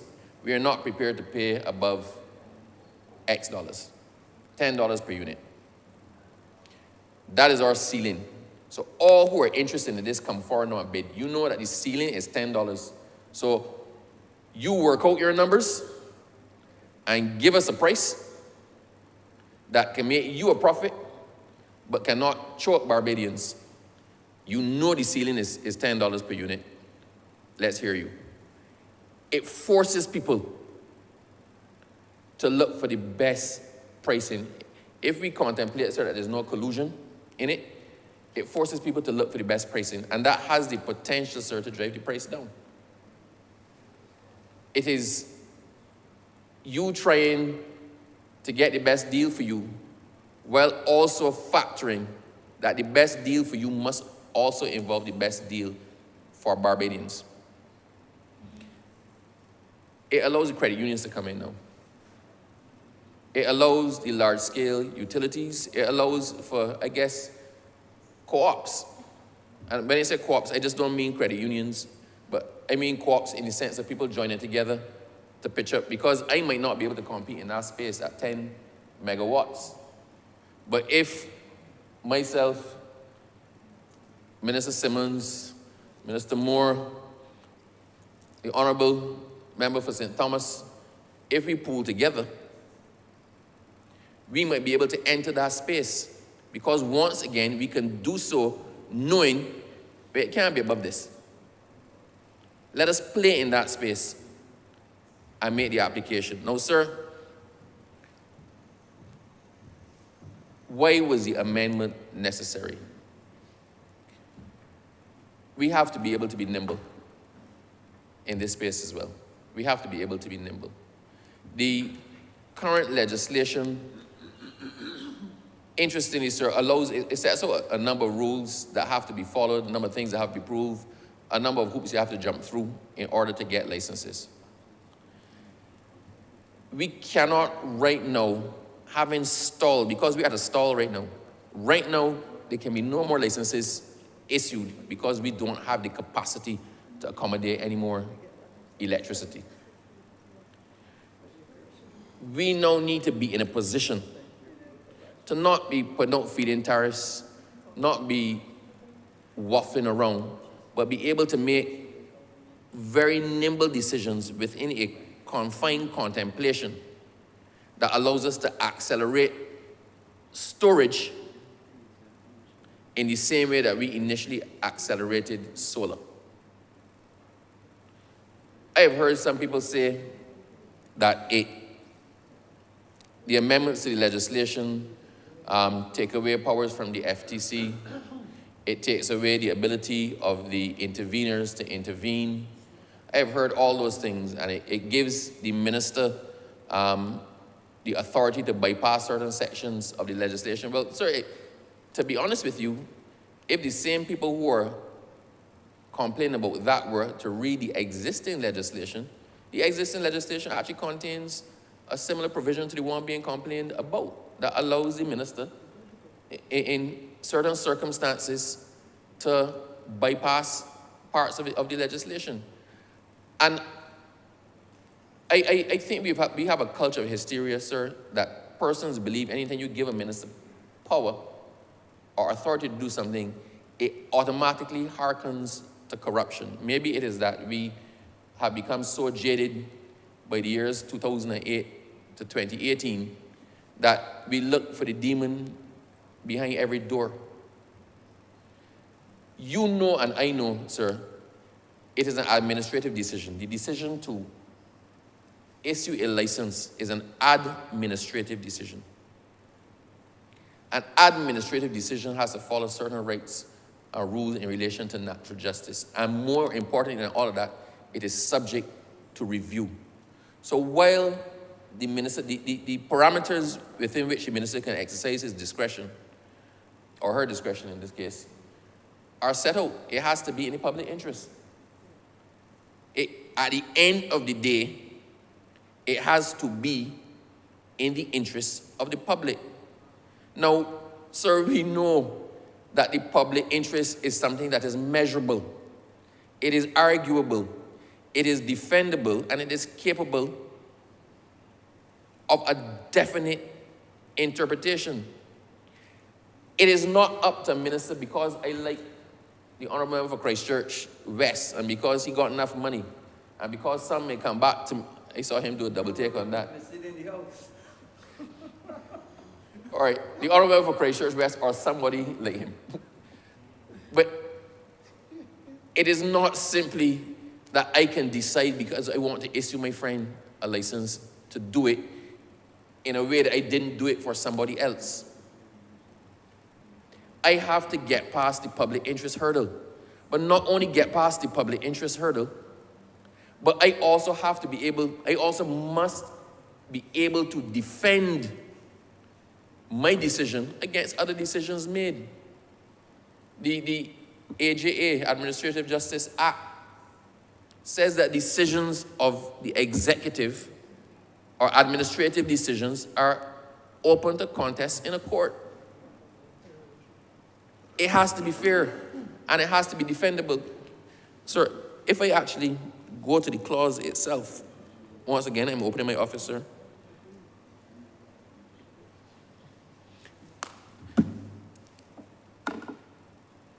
The provision already exists, and it has not been abused. The provision is reinforced. I think it is a little bit stricter this time around, but it is necessary because of the circumstance we are in. Right now, our position is ambitious. We're trying to get everybody to have electric cars, right? I think Quartz is probably now selling more electric stoves than it is gas stoves. We have started that shift. Everything that we're doing contemplates the use of electricity as opposed to fossil fuels. Our buses, right? We have the highest, people don't even know we have the highest penetration per capita of electric vehicles in this hemisphere. Little Barbados. Every single thing that we're doing contemplates us pushing towards our 2030 stated agenda of becoming 100% fossil fuel free in generation of electricity. We started with a bang. When I was a minister, I remember I came in, sir, there were a lot of applications backed up when I had initially become a minister. And we went through a lot of applications. I know my good friend, sir, the Honourable Member for St. James Central. I know my good friend dispatched a lot. I know the Honourable Minister from the other place, sir, who's currently the Minister with the Portfolio for Energy, has gone through a lot. And there are a lot more. Whatever capacity there is now, there are probably applications that triple the existing capacity of the grid. They have to be dealt with, but they cannot be contemplated because there's nowhere to put electricity. If we even, sir, think about it. So, Barbadians look at our electricity poles, and I don't think they understand fully what they see. So, at the top, sir, you have the distribution lines. So the distribution lines bypass areas. So they take electricity from the point of generation to somewhere well down the line. So I may be trying to send electricity, sir, to the Honourable Member for St. Peter. I am the generator of electricity. At one point, it comes off the distribution and it goes to feeders to service the Honourable Member for St. James Central. Further down the distribution line, it comes off again, and it goes to the Honourable Member for Christchurch West to satisfy his requirements. And it keeps happening that way until we get all the way down to St. Peter. People keep asking, why is it that so many people got licenses for generating solar, but I can't get in my area? Because your area might not have the capacity to deal with it. Your area might not have the infrastructure to get the electricity you generate from you into a suitable point in the grid that can actually handle that capacity, because all areas don't have the same capacity. So once again, we have to be able to store it and to regulate it until the grid is upgraded. And at some point in time, so it has to be, we have to upgrade our grid to handle a lot more, because if we're going to be 100% generating renewable energies, sir, then the grid itself has to be upgraded. It wasn't so long ago, I know this is a touchy subject, but it happened when I was a minister, when we had the issue, sir, when the grid went down. And I remember having a meeting with the Prime Minister at 4 o'clock in the morning, and we were outside Light and Power, out by Spring Garden side, and she was meeting with everybody, and Bajans lost everything. And it was that enough upgrade and maintenance of the infrastructure had not been done. But sir, in that scenario, I am sure, sir, that you at home were still cooking your food because you probably have gas. For those who had electric stoves, nothing wasn't going on. You couldn't cook anything. The meat spoiled in the freezer or in the fridge. We were down for a while, and Bajans got some understanding of what would happen to us if a natural disaster ever visited itself upon Barbados. We were without electricity for a couple of days, 2 days. And that 2 days was catastrophic for Barbadians. A lot of things happened after that to try to shore up the infrastructure, to make it a little bit more reliable, to make it less susceptible to failures. But that was back then. We are further in our generation of renewable energy. We have more people wanting to come on board, so it's not just the energy that Light and Power itself can control. It's not just the energy that Light and Power itself supplies onto the grid. It now has to make provision for other independent power producers, for other persons who want to come in. Our entire grid capacity has to expand, and that can only happen, sir, with also an investment in infrastructure and upgrading of the grid generally. But while we're contemplating all of this, once again, we're at a bottleneck. We're at a bottleneck, sir, because right now, if we can generate 10 units of electricity in the day, and we can only generate 2 or 3 units at night, we have a shortfall. We can never weed out the fossil fuel, because the fossil fuel has to make the difference in the off-peak hours. So something has to happen in there. I know we're looking at pump storage, sir. What is hydro pump storage? Pump storage is when you use energy to push water to a higher elevation. And then you release that water, and that water comes down, it turns turbines, it generates electricity through hydro and kinetic energy. But instead of using the water itself operates as a battery, you store the water at the higher elevation until such time as you need the energy, and then you allow the water to come back down again and generates the energy on the way down. So that's one thing we're looking at. So we also are looking at pairing any significant energy installation now must be able to provide the energy 24 hours a day. It has to. So we now need to pair, sir, as a matter of course, our battery capacity with our generation capacity. Because if you're generating a day and the grid can't take all, then you put that somewhere and you hold it until such time as you can bring it in. That is quite practically what it is that we have to do. We have to be able to generate, we have to be able to store so that Light Power or whoever is the grid operator always has sufficient capacity to serve the country. Until we get to that point, we cannot phase out fossil fuels. So our ability to fulfill our promise to Barbados and to the world about becoming fossil fuel free must necessarily include battery storage. So in the same way that we moved very quickly at the beginning to try to populate the renewable energy sphere in Barbados, we now need to move exceedingly quickly, sir, to get the battery storage in order. Once the battery storage has come online, once licenses for battery storage have been issued, then we can start to issue generation licenses again.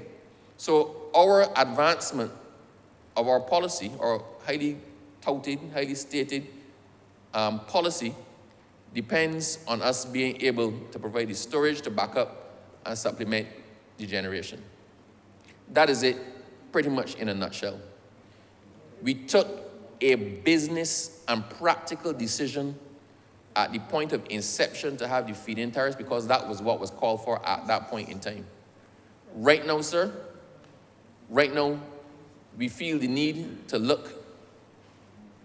to move past feed-in tariffs now, sir, to the competitive procurement, which would involve the auctions, allow people to bid for the rights to have the licenses, allow people to bid to be able to supply electricity at a certain cost. That's where we are. But equally, all of the advisors indicated that at this stage, it may become necessary to move quickly to be able to see this through. It is necessary to be able to issue those battery storage licenses in very, very short order. And that is where the discretion of the minister comes in. It is not intended, sir, that the minister is going to bypass the legislation at every point in time. That's not what is contemplated. But the realities in this sphere, right? When you have supply chain issues, when you have an inability to guarantee certain inputs, the ability to make a very quick decision and to reserve that right to an authority or a body is a real consideration, and it is necessary for business efficacy. And quite practically, sir, the only body that can probably move nimbly but still be subject to the oversight of the courts and following the requirement, the stated requirement to actually operate in the public interest is the minister. And once again, I make the point, and drill home the point, sir, that authority already exists. Nobody complained about it before. I guess people didn't even realize it was so not abused that nobody had reason to even know that it was there. It is not contemplated it's going to be abused again. But we, as a responsible government, in all of our PR for it, we put it out there. We don't do things behind closeted doors. This has been the most upfront government Barbados has probably ever seen. Everything out there, everything we do is put out there for public scrutiny. That's why we get such lashes. Some people say, sir, that we are a little bit too honest, that perhaps the Prime Minister consults on too many things. Right? I've heard that. But that is her way. That is the way of this government. Let us put it all out there. There's no mystery. There's no subterfuge. Let's put it all out there and have a discussion as to what is the best way forward. We have heard the comments in relation to this legislation. We have heard the comments. The comments are there. We are addressing them here. Well, having heard them and addressed them, then, quite frankly, sir, we know the ball is in our court to operate in a certain way. And you can never cut out the interveners. Social media being what it is. I noticed, sir, one of the key interveners, one of the most prominent of the interveners, had their full say recently in social media. But, sir, social media is probably now the most effective intervening tool in Barbados. We're not bypassing the FTC, but the provision has to be there to make decisions when expediency is required. We're not trying to bypass the interveners because the normal regime is what it always was. It is just that for exceptional circumstances, this provision applies. And so in most pieces of legislation, it also has provision for the minister to exercise his discretion or her discretion in certain things.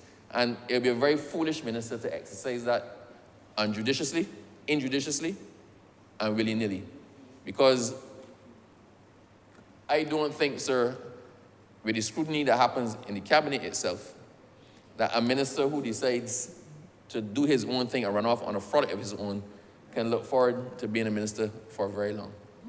So the safeguards, sir, I think are naturally built in to the process. Having said all of that, I think I hope that I've clarified some of why it's necessary and some of how it operates and the fact that we're actually at the critical point now. In order to fulfill our ambition, we need to move, and we need to move now. We know that we have a lot of generation. We know that we've stalled and that we need storage. We need the other piece of the puzzle to take us another step forward to be able to have more generation. We know that's where we are. So we had to make amendments that reflected our current position that were not necessarily contemplated at the time that we did the initial legislation.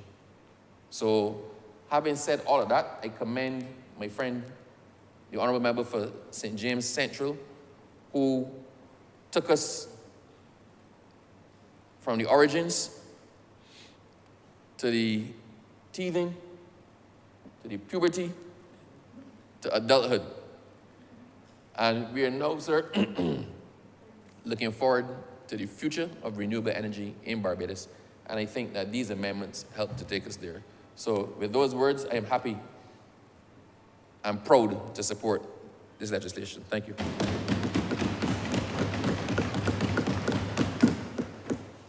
Honourable Member for Microsoft Central. Thank you, Mr. Speaker. I will not be long. I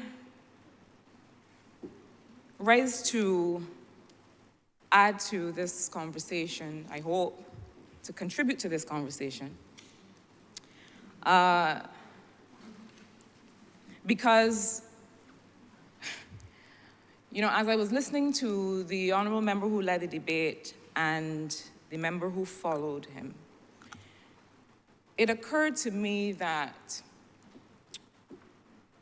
Barbados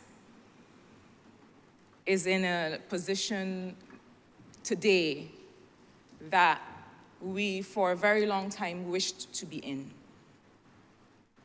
And that position is one where we dare. Is one where we dare to actually test and try and step out into the world to find our fortunes again.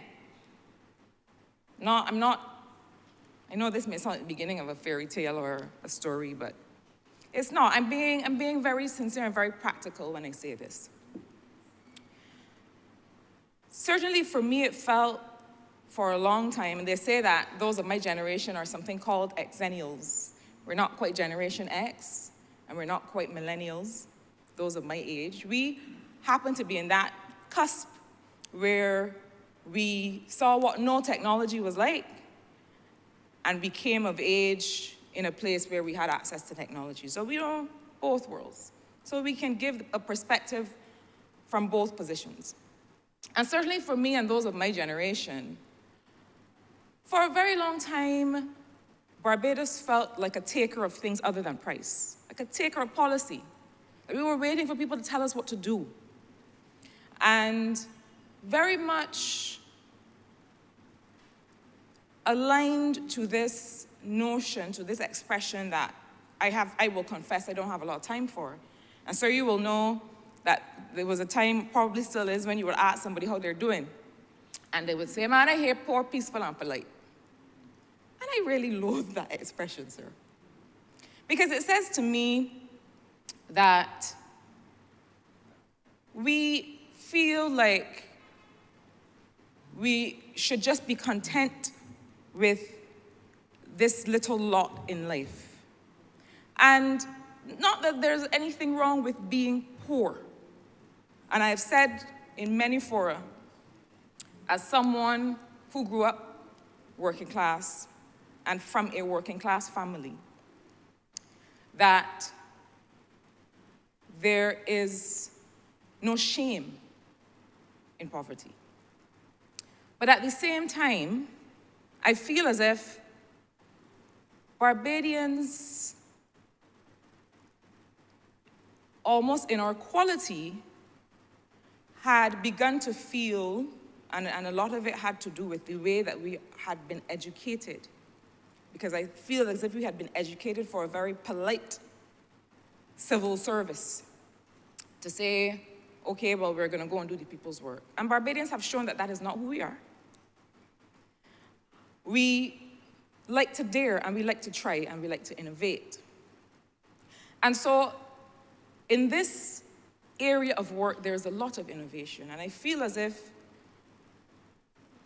a government who dares, a people who dare, will not always get everything perfectly 100% right on the first try. But we have to be willing to dare. Because if we sit and wait for people to always tell us what to do, then they're going to tell us what to do when it suits them. When they've already left us in a certain position and they've secured their first mover advantage, then they'll look back and say, oh, y'all could come now. And so we have to be willing to dare. Now, what we will not do as the group of people elected and appointed to care for the well-being of a country, what we will not do is take unnecessary risks with people's well-being. That is important. So one must dare, but one must do so responsibly and without taking unnecessary risks.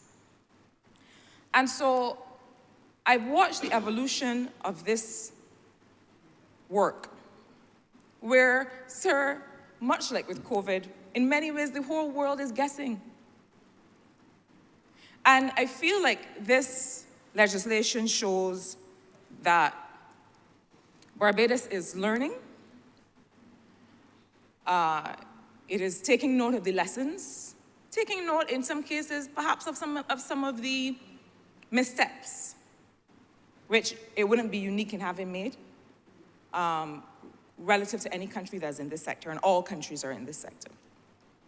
So it is from that perspective that I just want to share a little bit about what should concern us and what should not concern us with respect to this work. The honourable member who led, the member for St. James Central, spoke quite a lot about the international climate context and the climate summit, the annual climate summit from which he has just returned, and what the conversation and the mood there is about. Certainly finance and the way that the international financial architecture arranges itself to deal with the climate crisis is important. I would not want us to be too gleeful about the loss and damage fund and then so gleeful as to take our eyes off of the rest of the conversation. I think the establishment of that fund has been a landmark establishment and is critical. I think the idea of keeping 1.5 degrees Celsius of global warming alive is also critical. The commitments that we made under the Paris Agreement remain very important. So the issues remain important, the issues of finance for reducing greenhouse gas emissions and the issues of finance for adaptation, so making sure that countries like ours can withstand today the increases in warming, and finance for loss and damage. The fact that we already have historical loss and historical damage from what has so far transpired. So all of those conversations are very important. The macro level finance conversations are very important. The question, for example, of whether we can redirect fossil fuel subsidies away from where they are towards some of the work that we need to do, all of that is critical. In my own work, sir, in this area, and my own work over the last 2 years with other countries, with other institutions outside of Barbados, there's something else that is also critical. And that is the whole idea of green industrial policy, which is what we're talking about today. How are we really going to be effective in bringing about this green transition that we're talking about? And the green transition really is moving from this reliance on fossil fuels to being able to fully embrace and use renewable energy technologies like solar and wind and so on. Now, the whole issue of the green energy transition is not just about having countries reduce their greenhouse gas emissions and embrace renewable energy technology. One of the things that you will hear a lot is this notion of a just energy transition. A just energy transition. Because in everything that we do, the thing that we focus on has to be equality. It has to be about whether, at the macro level, at the country level, whether countries are being left behind, and at the individual level, whether people truly will end up with affordable access to energy. That's the conversation, you know.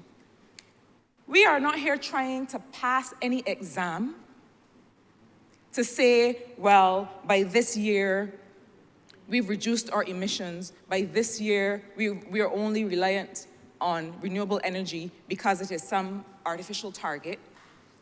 The Honourable Member for St. James Central, who's paying such rapt attention as I speak, has said to you in his intervention what Barbados stands to gain economically, financially, socially from this transition. And so it is not just a question of, because the world has said that this is the direction we're going, we're following. There are real gains. There are real ways in which we can make people's lives better, but we have to keep our finger on that button of making people's lives better and getting cheaper energy and more reliable energy for all. And in a minute, I'll tell you how a green energy transition can start to take place and that not happen. So the question is, what does this just energy transition look like? One of the ways that those of us who are working on these issues, that we feel it has to evolve, is that countries are not just takers of technology. That's easier said than done. But one of the things certainly is that we do not just look, for example, to the EU and to the US to develop the technology according to how they want to develop it, to create all of the high-value jobs there in their geographical space. And then the rest of us say, oh, thank you so much for creating this wonderful thing, we will pay you for it. Countries of the Global South have to be involved in the actual transition to the new technologies, creating access to jobs and everything involved in that advantage. Because you're not going to tell me that you made your billions during the Industrial Revolution at the expense of our air quality and of our people and the exploitation of their labor, and then you're going to leave us behind again when we come to this new industrial revolution, one that is a green industrial revolution. It can't happen twice, surely, sir. And so the question is, how do countries like ours, how do countries in the Global South really participate in that? That's one level. But the other that we are concerned with here today is the question of whether there's equality in ownership of the renewable energy projects and whether people will end up with more reliable energy for which they pay less. That's the question. And so this government has determined that in order to bring some order to the mad scramble to get in on this sector, it will go the way of these competitive bidding programs, which we know as auctions. That's really what it is. And auctions, as we all heard from the honorable members who spoke earlier, are really now the go-to method for moving to utility scale capacity to generate renewable energy. Now, in my short intervention, I just want to say a little bit about, from an economic perspective and really in this space, what this has generated across the world. Because auctions are not new. Competitive bidding, first of all, this is just procurement. This is a procurement method. Countries all over the world have been procuring things for years, including the government of Barbados. So this is not new in that regard. And price has often been used as the deciding factor in these auctions. So you determine who has the best price in order to determine who gets the award. And that is true, sir, of most procurement. It is not the only procurement method, but a lot of our procurement is based really on best price. And so the idea is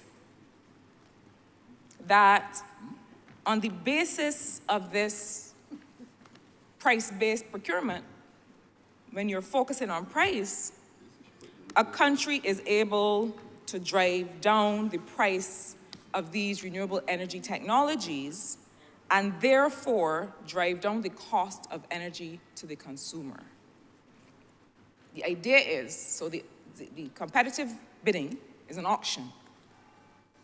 And so it is really one in which price is the focus. And I mean, the point of auctions really is to be able to have some transparency. It's called price discovery. What does that mean? It means that everybody has to put on the table what their price is likely to be. So the idea is that you're trying to avoid collusion. You're trying to make it very clear in a context of limited resources that a government has.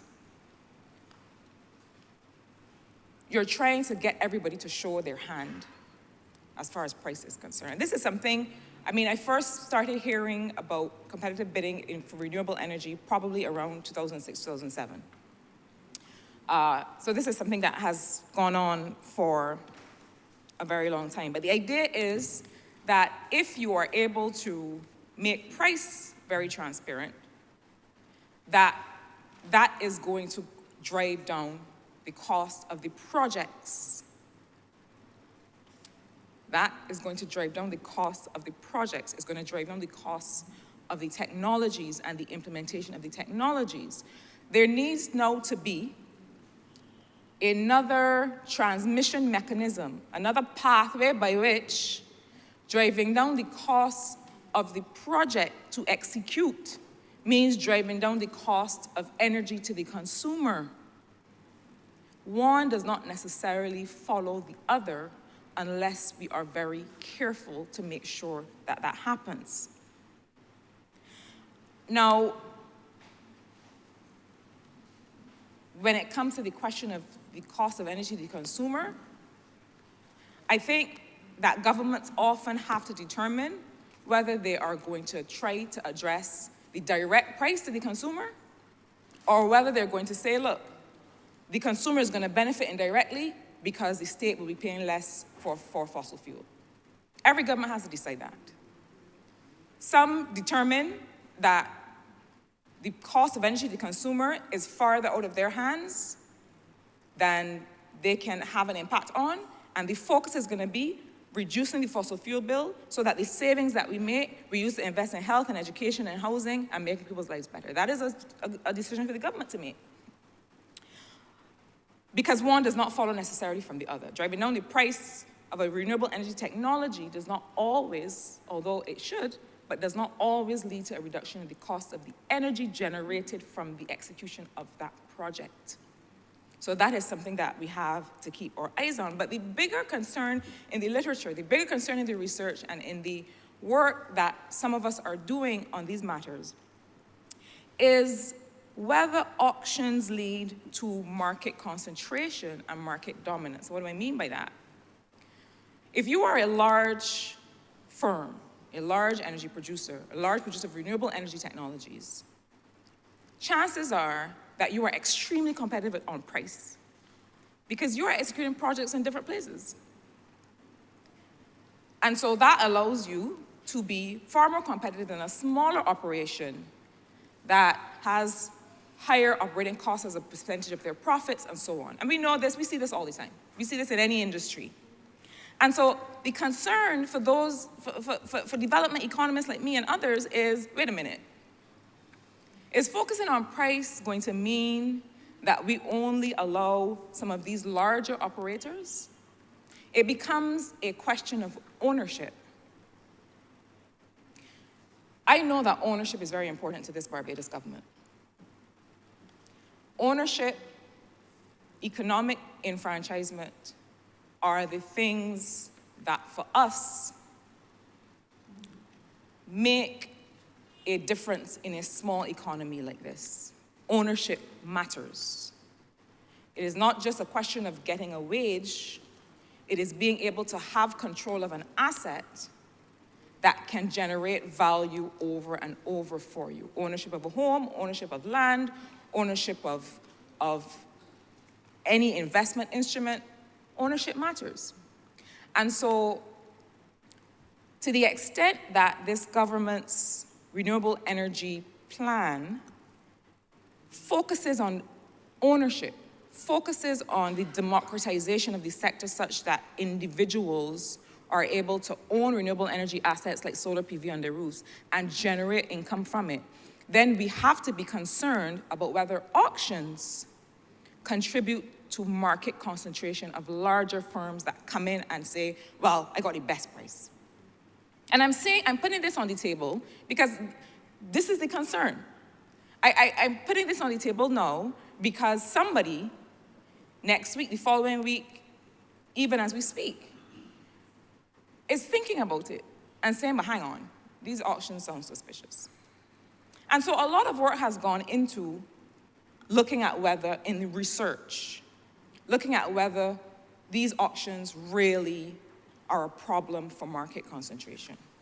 South Africa has been doing this since 2011, and there are those who might say South Africa might not be the best example because South Africa has significant load shedding issues now, which mean that there are power cuts all the time and energy security is a problem.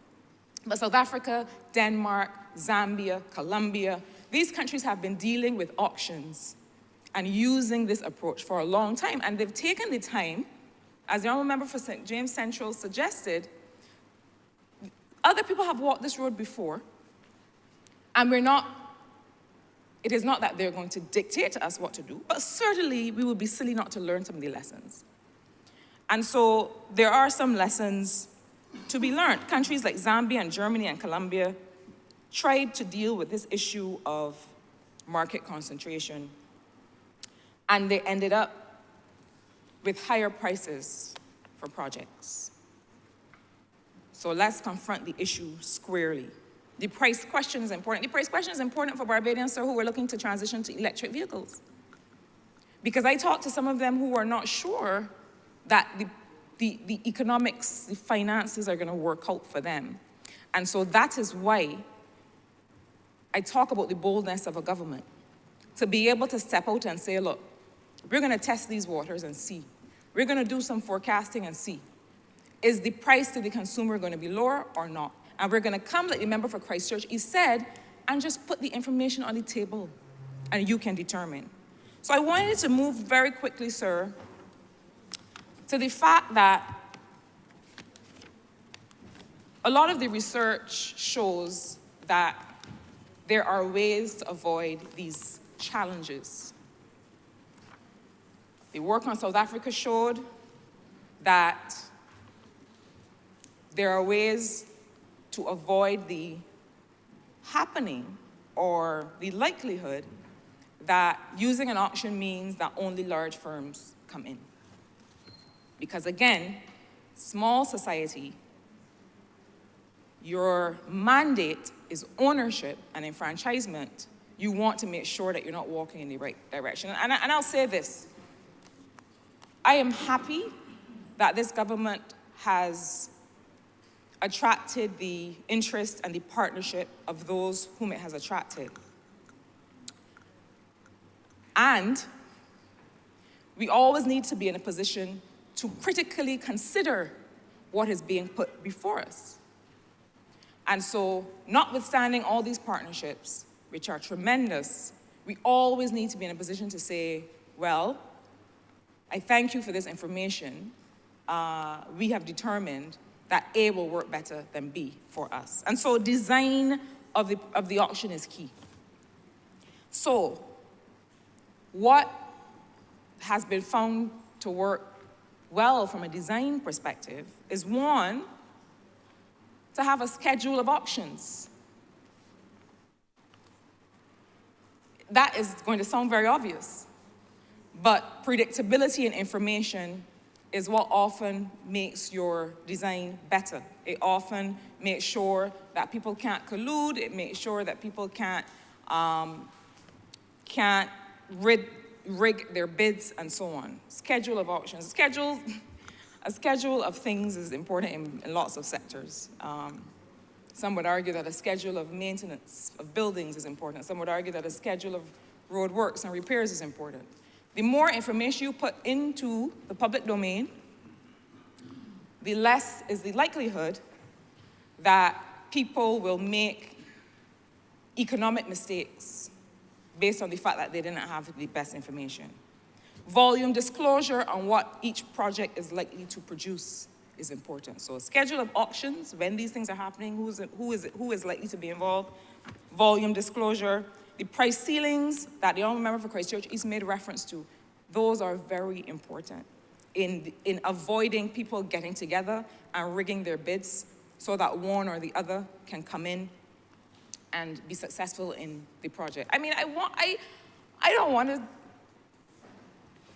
sound paranoid or suspicious, but the whole business of procurement and economic management is exactly what the member for Christchurch, for St. James Central opened his remarks with, is to avoid a certain mischief that just sometimes attends to these things, because government is the good faith actor here. Government must be the good faith actor.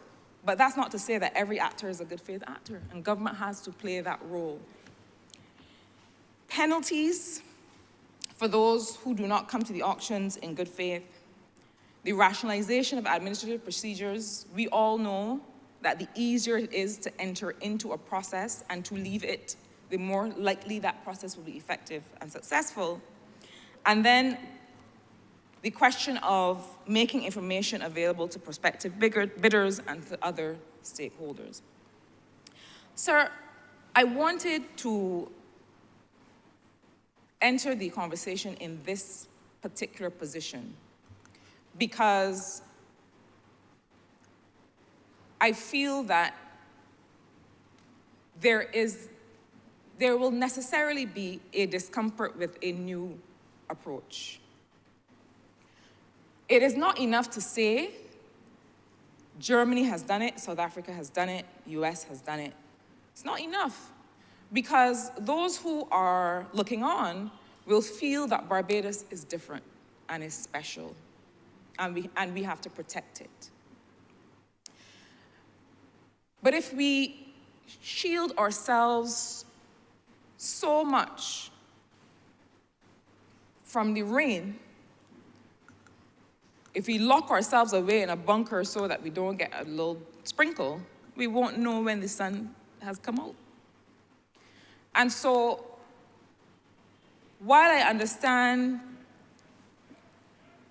that this may seem like a new approach.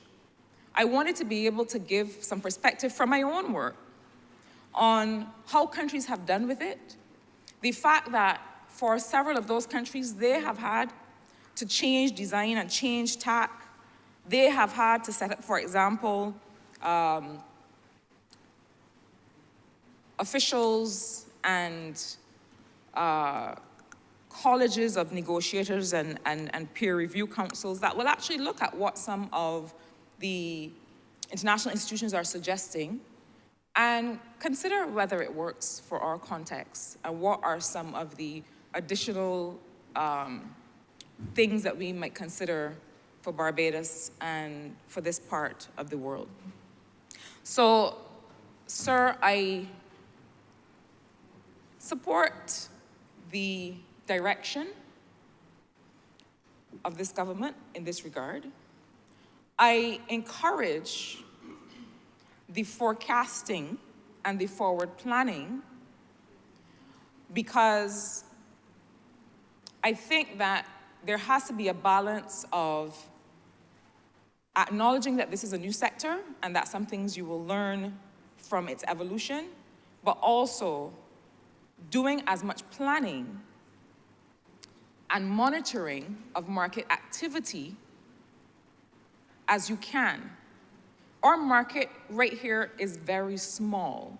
You can, when I say small, I mean you can cast your eyes left and right and up and down and see how the market is moving.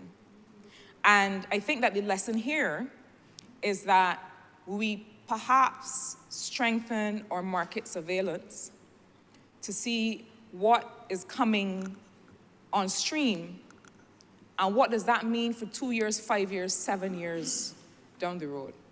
I think that is a lesson here.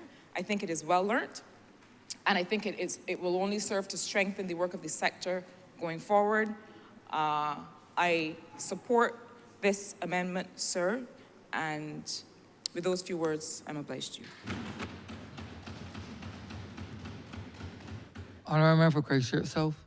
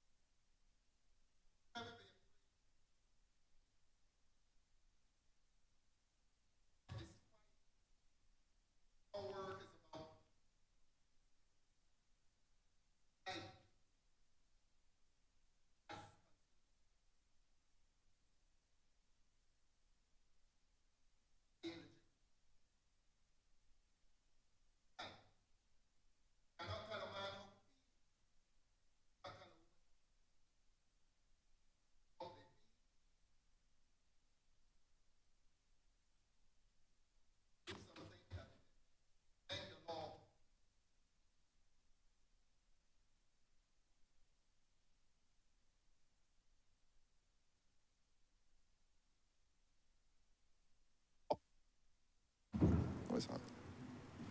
Thank you very much. Oh, I see. Yes. Now, I did promise this chamber and the country something of an intervention that will be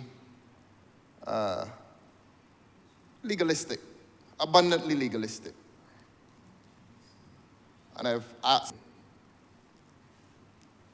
We come here today as a parliament to amend the Utilities Regulation Act by way of amendment to Section 37. The Act, and we call it the Parent Act, let the public be elucidated on these matters. It is an act that describes itself as one to provide for the regulation of utility services. What that means is that there has been established in this country a Fair Trading Commission that seeks not so much to control, but to regulate, because that's what the Act says, to regulate utility services. And when we speak of regulation, we speak of pricing regulation, the price to the consumer, because we come here to defend an interest of the public at a time when pricing is potentially traumatic to many families, to many individuals in this country. So let us hear the disquiet. Let us accept the concern. And let us try to respond in a manner that will give the public some satisfaction that we are not on the road to some form of tyranny. I can say to you, sir, that it was attributed to Plato, the old Greek philosopher, these words: show me a democracy, and I'll show you a tyranny in the making. And I feel satisfied that we have lived in a democracy since independence.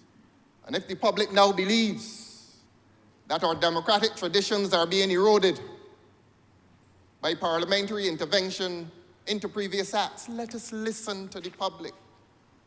Let us engage that disquiet. Let us engage those concerns. And let us not resort to contemptuous dismissal of what the public has said. Indeed, Your Honor, even in the other place, I believe it was last week, there were concerns expressed by a member in that body. Let us engage them. Now, I came here this morning and I asked for the Parent Act. We are amending Section 37 of that legislation.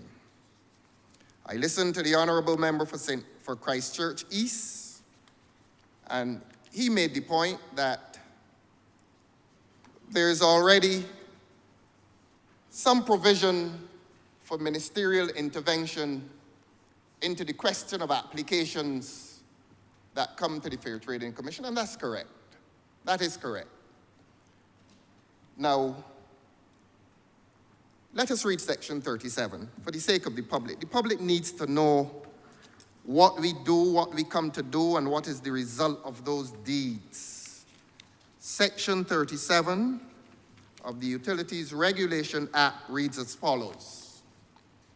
A service provider may apply to the Commission, and that's the Fair Trading Commission, for A, the utility service that it supplies, or B, any part of the utility service that it supplies, to be exempted from the application of all or any of the provisions of this Act where the service provider can establish that the market for the utility service supplied by the service provider is effectively competitive. Let the public know that this Utilities Regulation Act is speaking about the Fair Trading Commission. We all know now, and the public knows now, that the Fair Trading Commission is the body, the legal body, that regulates pricing by service providers, by utility service providers. Let us explain that. Now, Section 37(1) makes provision for exemption from application on a condition, on a precondition, that exemption may be sought where the service provider is effectively competitive, so that every exemption in the Act, and this is the Act that was passed at the beginning of this century, outlines or provides a precondition for exemption where the Commission finds that the service is effectively competitive. Let us go to subparagraph 2. The Fair Trading Commission shall consider whether the utility service supplied by the service provider should be exempted and shall make a recommendation to the minister. That's a power given to the Commission, and obviously their deliberations as to whether a utility service should be exempted, and the Commission shall make a recommendation to the minister. Let us speak honestly. Subparagraph 3. The minister may, on the recommendation of the Commission or on his own initiative, exempt the utility service supplied by any service provider or part of that utility service from the application of all or any of the provisions of this Act, where the minister is satisfied that the market for the utility service supplied by any service provider is effectively competitive. Again, Your Honor, the precondition for exemption expresses itself to be that of effectively competitive, where the minister or the Commission believes one or the other, where one or the other believes that the market is already effectively competitive. One or the other may say, look, let us not expend public expense or public time in having hearings and that kind of thing. The market is effectively competitive. Let us press on. And obviously, one would not expect that that applies to Barbados Light and Power, because we know that lurking beneath this discussion is the activity of the Barbados Light and Power Company. Don't feel squeamish.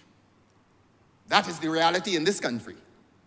That electricity generation goes to the heart of every industry, every household, every individual in this country. And don't feel squeamish when I say to you, Your Honor, that the price of electricity is high in this country, that it is at the heart of hardship. So let us not feel squeamish on these matters. Let that matter that lurks beyond this debate, let it come to light. And let us address the public frankly and say to the public, we are aware as to your pain. We know why you're hurting. We know what you feel is at the center of hardship in this country. The cost of energy, the cost of electricity. That is how the public feels. Let us meet them frankly. Your Honor, I have spoken as to the existing law, where the precondition is about a market that is already effectively competitive. This is what today's amendment does. Let us read it. And no one need feel any discomfort in here or outside. When we come to this place called Parliament, we are duty-bound to tell the truth.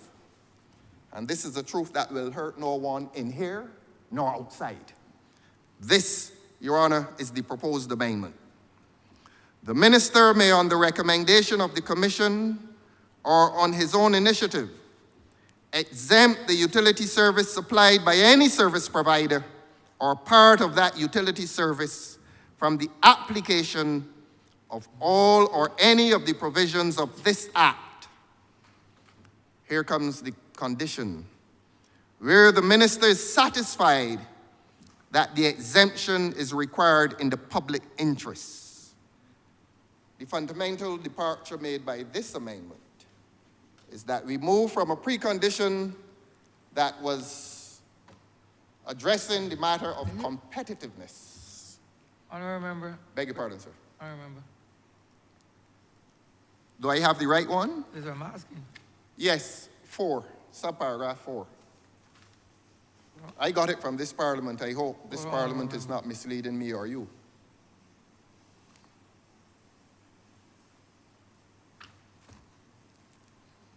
Is it correct, amendment? I trust that I have the correct document, sir. Is it correct, amendment? But the honourable member for Christchurch East did say that this one relates to public interest. Is correct? Thank you. I'm obliged to you, sir. So that, Your Honor, let us meet the public, as I said, with honesty, with integrity. And say to the public that the previous exemptions were based on matters of competitiveness. Today, our amendment is based on ministerial intervention in which the minister is given the power, and people don't like the word power unless they're using it. But he is given the power to determine what is the public interest. Where I depart from the legal opinion of the honourable member for Christchurch East when he says that public interest is easy to define. Respectfully, I beg to differ. Public interest is a creature of difficult definition. What is public interest? But I'll come to that shortly. I think the public generally and largely now feel that there is an erosion of the right of public access to the Fair Trading Commission. And what the honourable member for Christchurch East reminded, and I listened to every word he said, he was very sober. He reminded that there are limitations in access to the Fair Trading Commission. There are existing limitations in access to the Fair Trading Commission. What I want to say to him through you is that this limitation, I said it before and I'll say it again, it's worthy of repetition. This limitation is now based on a different precondition, that of public interest. That a minister now has the discretion to determine what is public interest. I could ask all of us in here, including myself, to define public interest. As many persons as are present, we may get as many different answers. Now, Your Honor,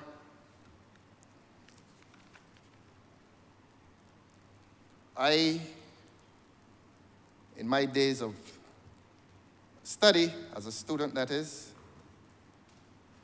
I sat at the feet, I believe, of Dr. Francis Alexis, the Caribbean's leading authority on constitutional law. That was an event that took place from day to day, so it was not remarkable. The proudest moment I enjoyed in association with Dr. Francis Alexis was when I had the pleasure, the privilege to sit next to him at a bar table in St. George's Court in Grenada. And therefore, I feel proud to bring the work, the learning of Dr. Alexis to this august place. And he, when asked to define public interest, something that I admit to this Parliament is somewhat difficult. Nebulous is the word used by the Honourable Member for Christchurch West. He said, public interest concerns matters of defense, public safety, public order, public morality, and public health. I sat and I studied what Dr. Alexis said, a revered figure in West Indian constitutional law, and I wanted to add to that. He, though, added, upholding the rule of law, and I want to come to that presently. And my own addition to public interest is protection guaranteed to the broad majority, which includes financial protection. Because the citizenry of this country need financial protection. And that is the purpose of the Fair Trading Commission, to guarantee to the citizenry of this country that any utility provider, and there's no bias here, any utility provider which comes to that commission seeking an increase, and that increase must be paid by the public, that they must have the guarantee, they being the public, that the rule of law will protect them, and that ministerial discretion can become a little hazardous.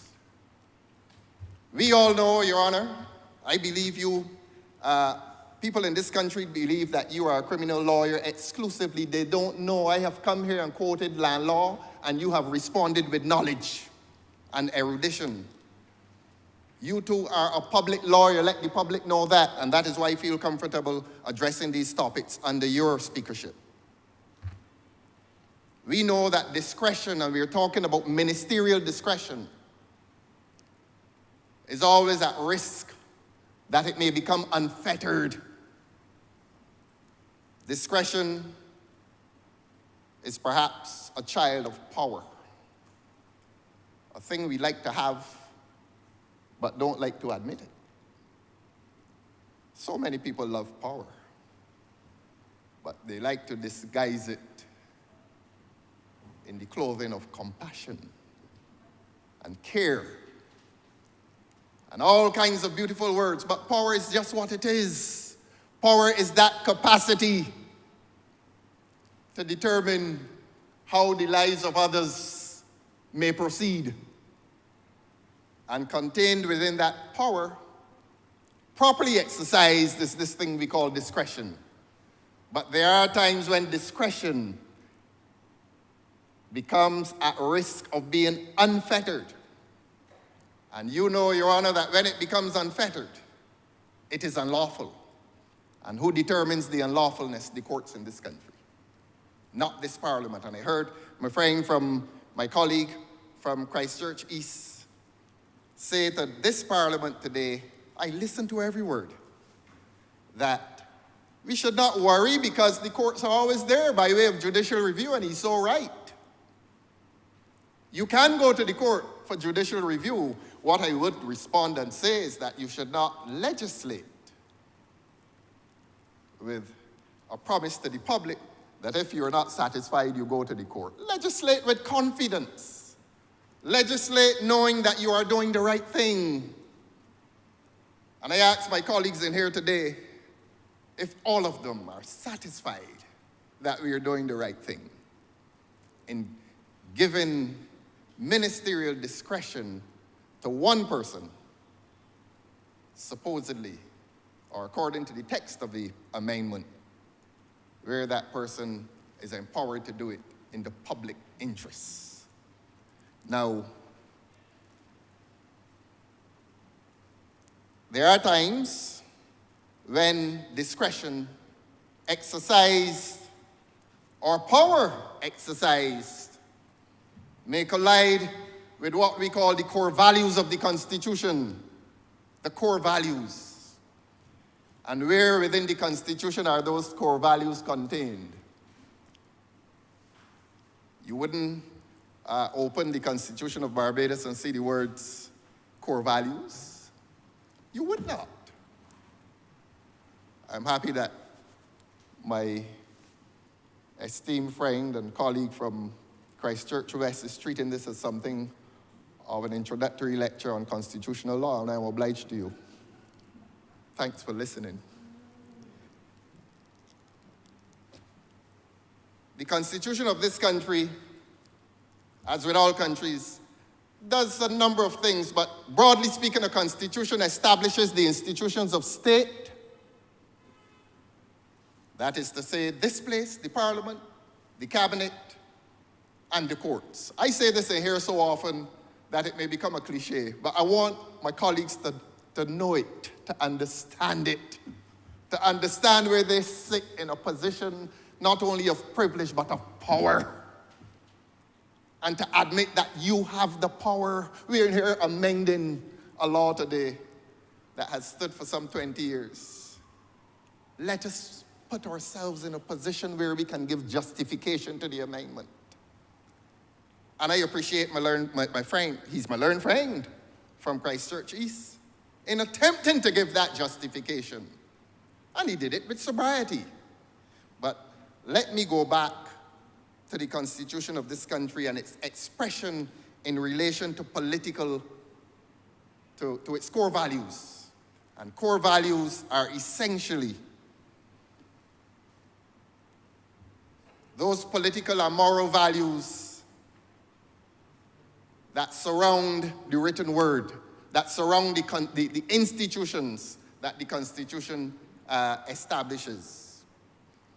This then brings me to read the Constitution. The public needs to know this. Now, Your Honor, you are aware that the preamble in our Constitution has for years not been treated as an area of the Constitution upon which you go to court and ask to have that enforced. For a while, it was said, oh, it's just a declaration, it's just declaratory. But that the main or the effective portions of the Constitution begin at Section 1 on citizenship, and then it goes on to say what are the fundamental rights and freedoms, and then it establishes the judiciary, the parliament, and the cabinet, and so on, and other institutions like the various commissions, teachers' commissions, public service commissions, and so on. Demystify this thing. Let the public know what the Constitution is about, and that is what it is about. Permit me, though, to read that preamble of the Constitution. Now, therefore, the people of Barbados, A, proclaim that they are a sovereign nation founded upon the principles that acknowledge the supremacy of God, the dignity of the human person, their unshakable faith in fundamental human rights and freedoms, and the position of the family in a society of free men and free institutions. That will not be a portion of concern today. B is the portion of concern today. Affirm their belief that men and institutions remain free only when freedom is founded upon respect for moral and spiritual values and the rule of law. I will come back to the rule of law in a matter of seconds. Permit me to travel to C within the preamble. The people declare their intention to establish and maintain a society in which all persons may, to the full extent of their capacity, play a due part in the institutions of the national life. I wonder sometimes if that is not a constitutional definition of democracy. A declaration that the people state their intention to establish and maintain a society in which all persons may, to the full extent of their capacity, play a due part in the institutions of their national life. Is not the Fair Trading Commission an institution of their national life? Let us listen to the disquiet. Let us respond as lawyers and as fair lawyers and say to them, if you are disquieted, here is the law. I want to come back to this thing called the rule of law and what it means. A lot of people believe that the rule of law, that word rule is a noun, some believe it is a verb, and there is confusion. There's a lot of confusion as to what the rule of law means. We know that the rule of law is about a principle which expresses that all persons, the law applies to all persons equally. That's the operative word, equally. And that law is the Constitution, the law that we come here to make from time to time, and the common law. That none of those laws, none of those areas of law, constitutional, legislative, or common law, there is none of those laws that does not apply to everybody equally. We are all equal under the law, from the highest station in life to the lowest. The law applies equally to all. That's what the rule of law is about. But there's another branch of the rule of law, and it has particular relevance within this debate, that the rule of law rejects arbitrariness. The rule of law rejects arbitrary power exercised particularly by public officials. There must be no arbitrary exercise when one is applying law. Again, let us meet the public and meet the public fairly and candidly. If you have a fear that this amendment will promote the arbitrary exercise of power, what say this Parliament? Can this Parliament justify today what it is doing? Can this Parliament give the public the guarantee that a ministerial discretion exercised in the public interest is not at risk of becoming arbitrary power? Who will answer? The public wants answers. And the public wants answers on this matter. Again, as I said, not as any academic expedition, but because energy bills are causing them hardship. That is the bread and butter connected to what we do today, sir. And we owe the public answers. I asked the minister in your presence, sir, is this a safe amendment? And if he answers, this one, the Honourable Member for St. James Central, if his answer can guarantee to the public that there is safety, perhaps the public will hear him.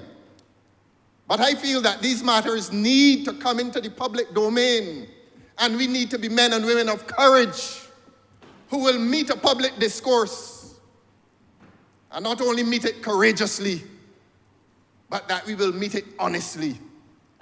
And the fact of the matter is that we are dealing with legislation which is not only given discretion, but is on the province of power. And sometimes the only people who enjoy power are the people who have it. The subjects of that power enjoy it only when it is lawfully exercised. And the Constitution of your country, Mr. Speaker, rejects in its declaration the arbitrary exercise of power. That is the rule of law that they feel, they, the public, believe that trespasses against the rule of law. That's not how they're going to articulate it. But we as lawyers are duty-bound to say what is the law, whether we are in Parliament or on White Park Road. And I want to say to you, sir, that the man on White Park Road is the same man when he's in here. And if I argue something on White Park Road, I arguing the same thing in here.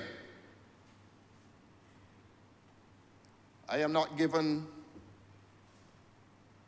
to any schizoid behavior when it comes to my opinions on the law. The law is the law is the law. Let us give the public some answers. Now, Your Honor, I don't know how much time I have left. I suspect. You suspect. Tell me your suspicion, I remember. What is Yeah. your suspicion? What is your suspicion? I want to see 2 if you- minutes. You're spot on. Spot on. So that, being spot on, sir, I will close by asking all of us in this parliament. We were sent here by the people. The people sent us here. We didn't pay to come in here. Should I amend that? I did not pay to come in here. Yes. I did not pay to come in here. We did not pay to come in here. We came in here because people had confidence in us. It was not about any love affair. They wanted us. They wanted this parliament to pass laws for the peace, order, and good government of this country. And good government includes the right or the necessity for us to make the public comfortable with everything that we do in here. And if I say to you, sir, if the public is uncomfortable, if there's disquiet, let us give to the public the satisfaction that what we do, that the extension of a new section, a new subsection to section 37 is a safe extension, that it is justified. Well, I will end on this one. The Honourable Member for Christchurch East said that resort can be had to the court.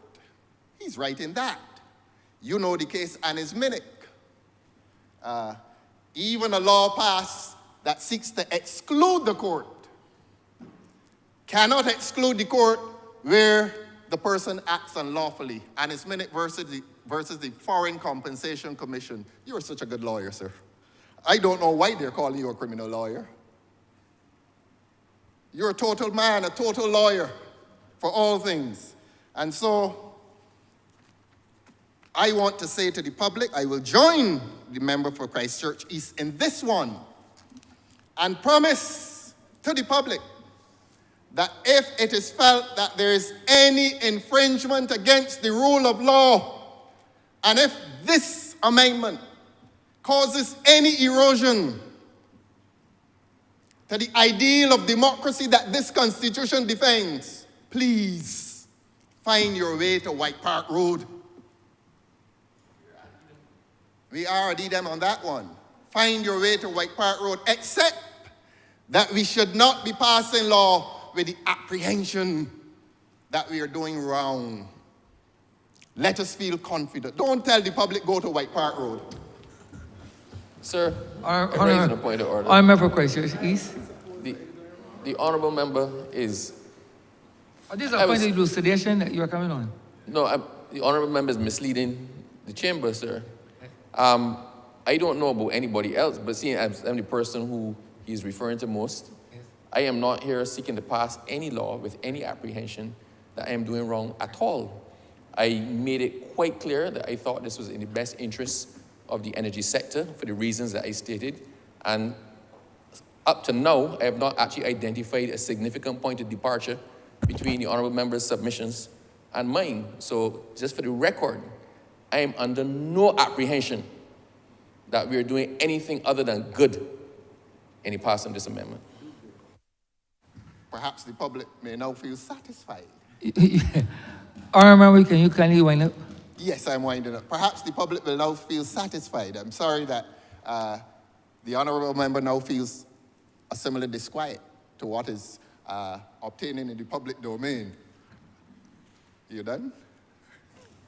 Sir, Honourable. I raise on the same point of order. There is no disquiet within my bosom. My conscience is clear. When I come here to speak the truth. And as the honourable member alluded, I am the same person, whether I'm in White Park Road, operating as a servant or officer of the court, as I am right here, operating as a servant of the people and an officer of the parliament. There is no disquiet in my bosom. I am perfectly comfortable, as I believe most in here are, with one perhaps notable exception, that this is in the best interest of the energy sector and the people of Barbados, and to drive commerce. I don't think it could be any clearer than that. Can you conclude, Honourable Member? Yes, no more than 15 seconds. And we are all now grateful to the Honourable Member for exposing his bosom, having so cleansed it. And with those words, let me express my appreciation for the time you've given me. I'm obliged to you, sir. Honourable Member St. James Central. Mr. Speaker, sir, I rise to wrap up debate on this very important matter. I should perhaps, sir, begin by thanking those honourable members who spoke and contributed to this debate. I don't think that in the speeches of either the honourable member for Christchurch East or the honourable member for St. Michael's South Central that there was anything that I need to specifically respond to because they differed both in tone and I suspect approach from that of the honourable member for Christchurch South, my learned friend. And I'm indebted to my learned friend, Mr. Speaker, because I believe, though, knowing him, his speech may have been rooted in an element of being in a mischievous mood this morning. He has opened the door for us to reflect a little bit on that which he calls public disquiet. I myself, sir, was not aware and would not have described myself as being aware of any level of disquiet. But as I listened to him articulate the matter, I believe that we could say, simply put, that there may be an element of doubt as to the course that is being taken by the government. Sir, the Fair Trade Commission, I think we can agree, is required to set, under this proposed legislation, maximum rates. The honourable member for Christchurch East would have indicated that that is a point above which or beyond which we will not go, and therefore confidence can be reposed in the Fair Trade Commission for continuing to do that which is its requirement in law, and that is to ensure the well-being, financial well-being of the consuming public in Barbados. There can be no gainsaying that. The mere fact that the maximum rates are going to be set by the FTC means, sir, that at the back or at the root of it all is the consideration of the well-being of the people of Barbados financially. Above and beyond that, Mr. Speaker, sir, let us not ever lose sight of the fact that the reason why we are on this journey for renewable energy is to make sure that the consuming public of Barbados is spared the price volatility, the constant increases in prices which have impacted the same consumers in Barbados from time immemorial. The reason why we are on this renewable energy course, sir, is because, as I indicated at the very beginning, we are talking about energy bills in the country, importation of the fossil fuel that was at $580 million in 2018. That is the last year, $940 million this year on a trajectory to surpass that. We are talking US currency, Mr. Speaker, sir. And so therefore, the government is not in any way apart or set aside from the concerns articulated by the honourable member for Christchurch South. We are ad idem on that. We are together as one mentally. Now, Mr. Speaker, sir, equally, the Fair Trade Commission is going to be looking at the rates charged under interconnection and other types of agreements for electricity supply to the public grid. The ministerial power which is proposed in the amendment to Section 37 is intended to exempt the supply of electricity from a renewable energy provider from the provisions of the Act, only so far as the exercise of discretion by the minister is lawful. I am not sure that I am, or let me put it this way. As I listen to the honourable member for Christchurch South, I want to suggest that it is not practical for government to legislate on a presumption that there will be an abuse of power, either by a member of this government or by a successor government. I am not sure, Mr. Speaker, sir, that it is wise to legislate on the anticipation or presumption that ministers will act in an arbitrary and lawful exercise of their power. We understand, sir, that these things can happen. But if we were to adopt a worst-case scenario in every piece of legislative endeavor, then, sir, we would never get anything done. That is the reason, sir, why there is an Administrative Justice Act. That is the reason why, sir, we have a court system set up independent from the legislative structure as an independent body, Mr. Speaker, sir, which then allows me to stand here and answer the honourable member for Christchurch South and say candidly as man, yes, members of the public, this minister feels that this is a safe journey. This minister feels that this enterprise does not in any way erode access to the court, does not in any way erode or cause there to be a fear or apprehension of wrongdoing. Quite the contrary. We're saying that in the interest of the public, ministerial discretion should be exercised so as to do a number of things. Enable the electricity sector, sir, to be able to perform better, unlock stalled financing investments in this country, which are vital to the national interests and the national development of the country as a whole, take off of the backs of the taxpayers and the consumers in Barbados a $1 billion United States dollar burden, which we carry by the perpetual reliance on importation of fossil fuel. The longer we fail to get this renewable energy enterprise to its conclusion, sir, the longer the country carries that burden. And equally, Mr. Speaker, sir, we do all of this in the certain understanding that there's a continued access to the courts of Barbados. Ministerial exercise of discretion in the public interest, howsoever that is defined, I heard the honourable member in this matter, and I respect that it is a difficult thing to define, but it is not for me to define, nor, sir, is it for you. Nor, quite frankly, is it for the honourable member, unless he is using this place to signal a future intention to sit elsewhere.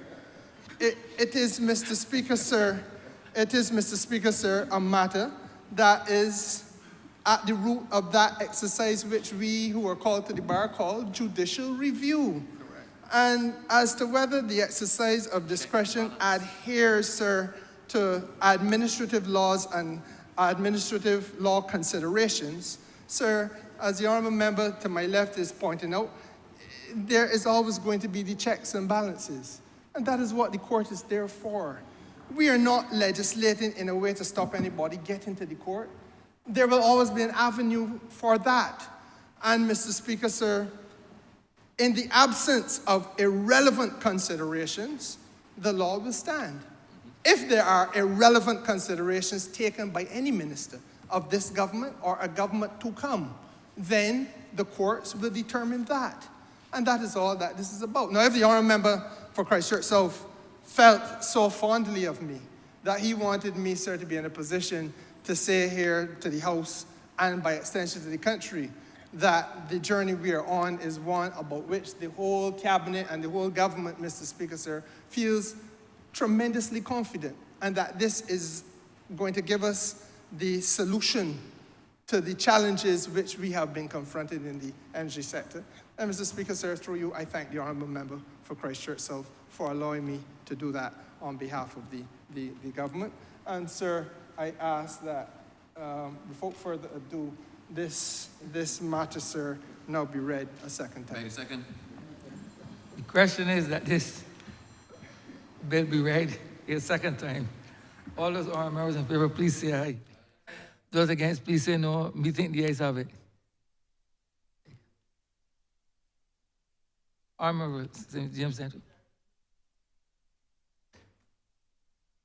I beg to move, sir, this matter be read.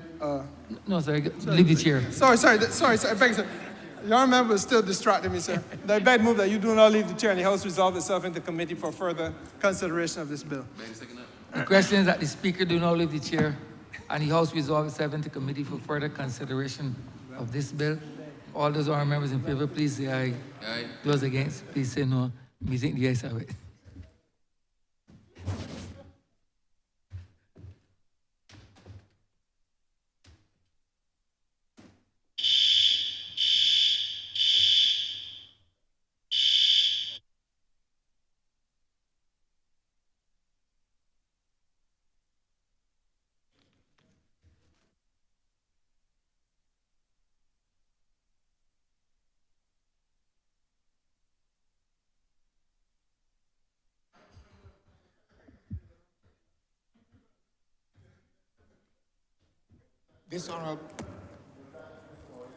This honorable House is now in committee.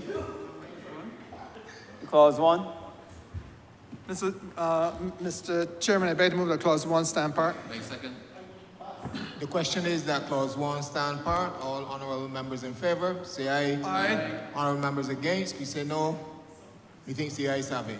Clause 2. Mr. Chairman, sir, I beg to move that clause 2 stand part. Make a second.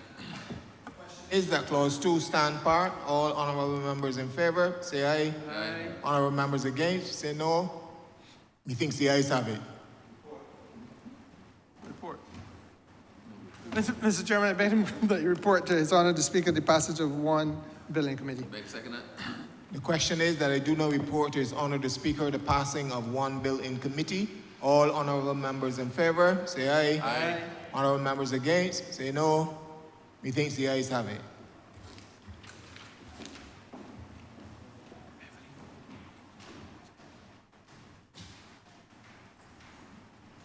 The chairman of committees is reporting the passing of one bill in committee. Honourable member. Mr. Speaker, sir, I beg to move that the bill be read a third time. Make a second. Question that this bill be read a third time. All those honourable members in favour, please say aye. Aye. Those against, please say no. Me think the ayes have it. Mr. Speaker, sir, I beg to move that this bill be now passed and be cited as the Utilities Regulation Amendment Bill 2023. Make a second. The question is that this bill be passed and so cited. All those honourable members in favour, please say aye. Those against, please say no. Me think the ayes have it. This bill is passed and so cited.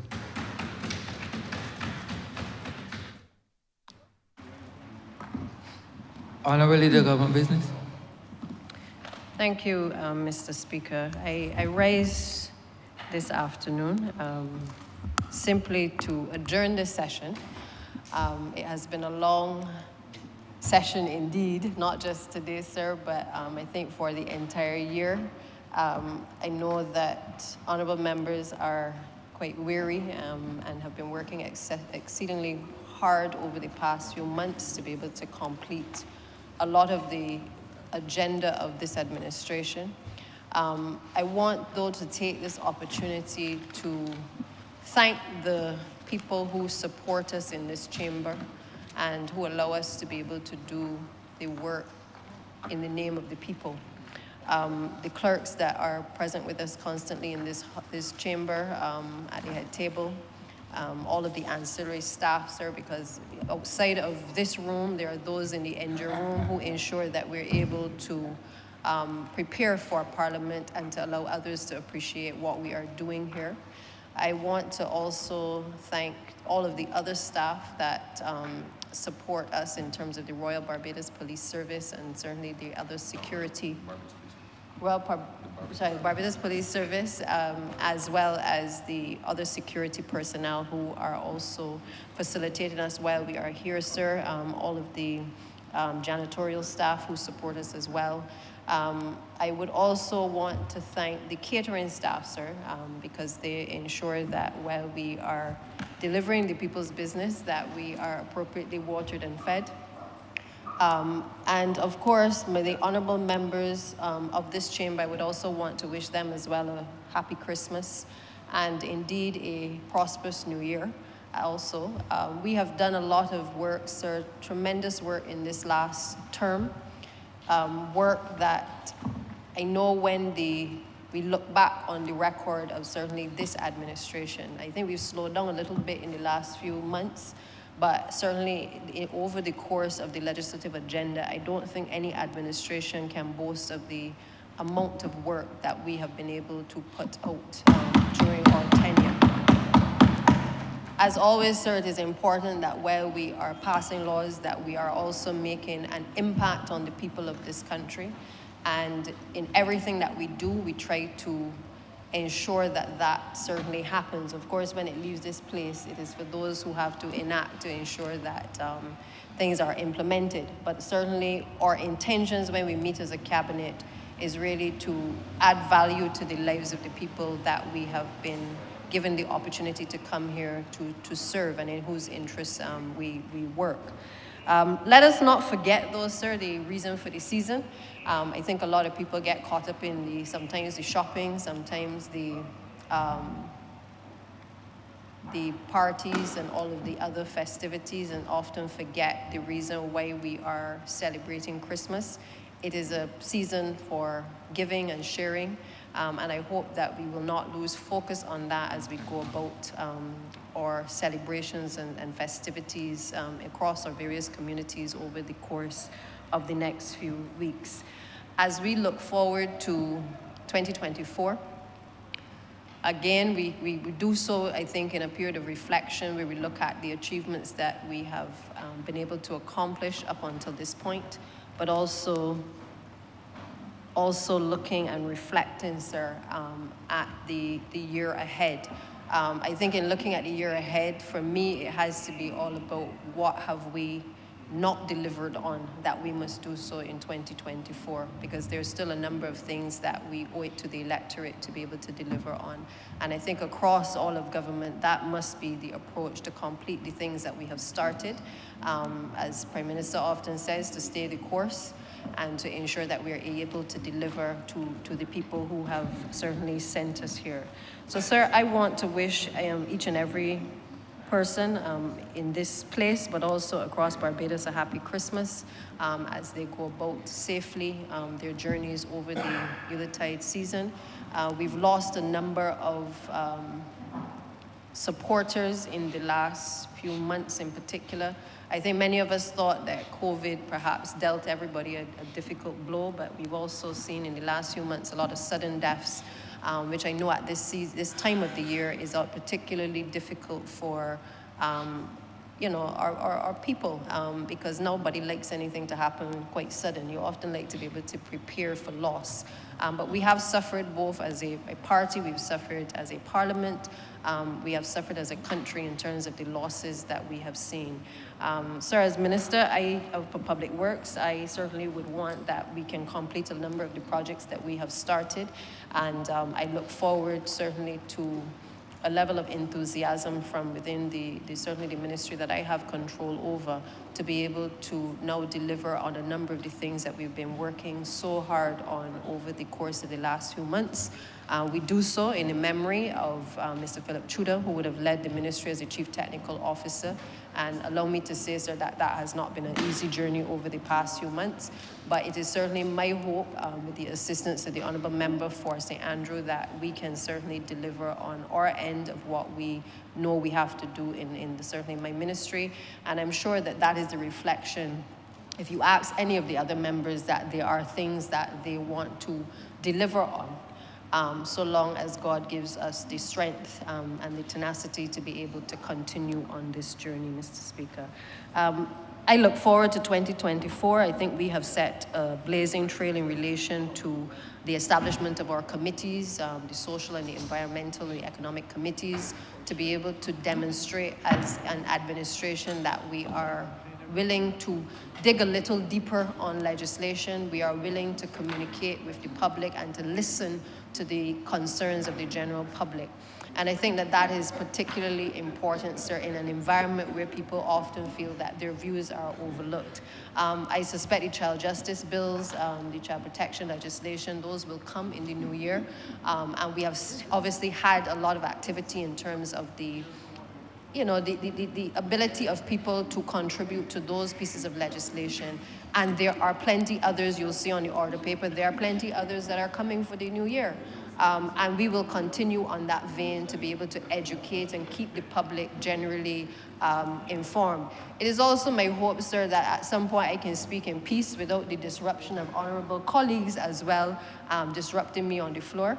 The good thing, though, sir, is that I've had the benefit of opposition, so I'm accustomed to the asides, and I can therefore speak over the asides. But I do believe that it is important that as we close this session, we do so with a certain reverence of silence, since we are coming to the end of a year, and I would hope that good behavior would prevail for 2024 on behalf of all of my colleagues. Sir, with those few words, I want to thank you as well for delivering in the way over this and presiding over this chamber in the way that you have, and to thank you for being generous at times with members, even though I know it has been particularly difficult for you as you preside over these sit-ins, but to say a special thank you to you, and certainly indeed to your family as well, as we celebrate this holiday season. With those few words, Mr. Speaker, I'll give way and then come back on the adjournment. Yeah. Mr. Speaker, revert to messages from Her Excellency the President. I'm in receipt of a message from Her Excellency the President. Her Excellency the President to the Honorable the House of Assembly.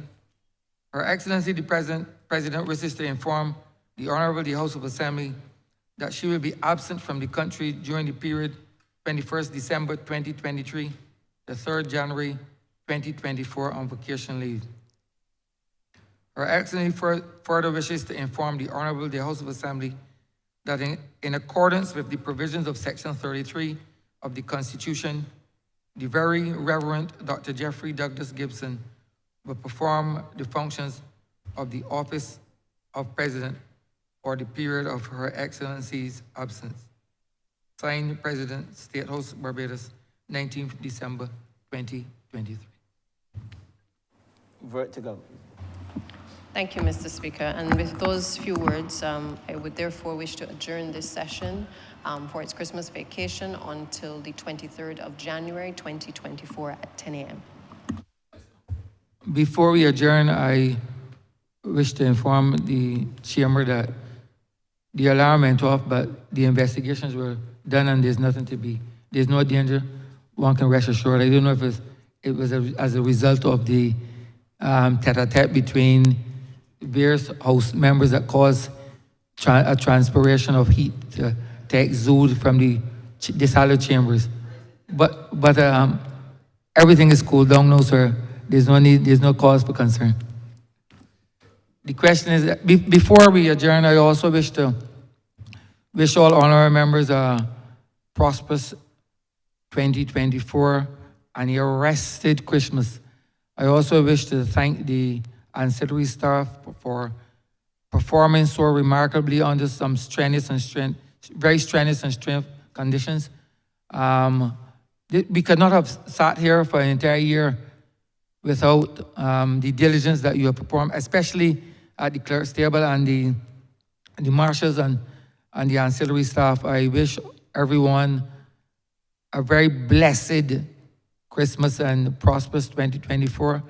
And what you did not attain in 2023, I hope that with God's blessing that you will accomplish everything that you asked for. The question is that this honorable chamber be adjourned until the 23rd day of January 2024 at 10 a.m. in the forenoon. All those honorable members in favor, please say aye. Those against, please say no. Meeting the ayes have it. This honorable chamber stands adjourned until Tuesday, the 23rd day of January 2024 at 10 a.m. in the forenoon.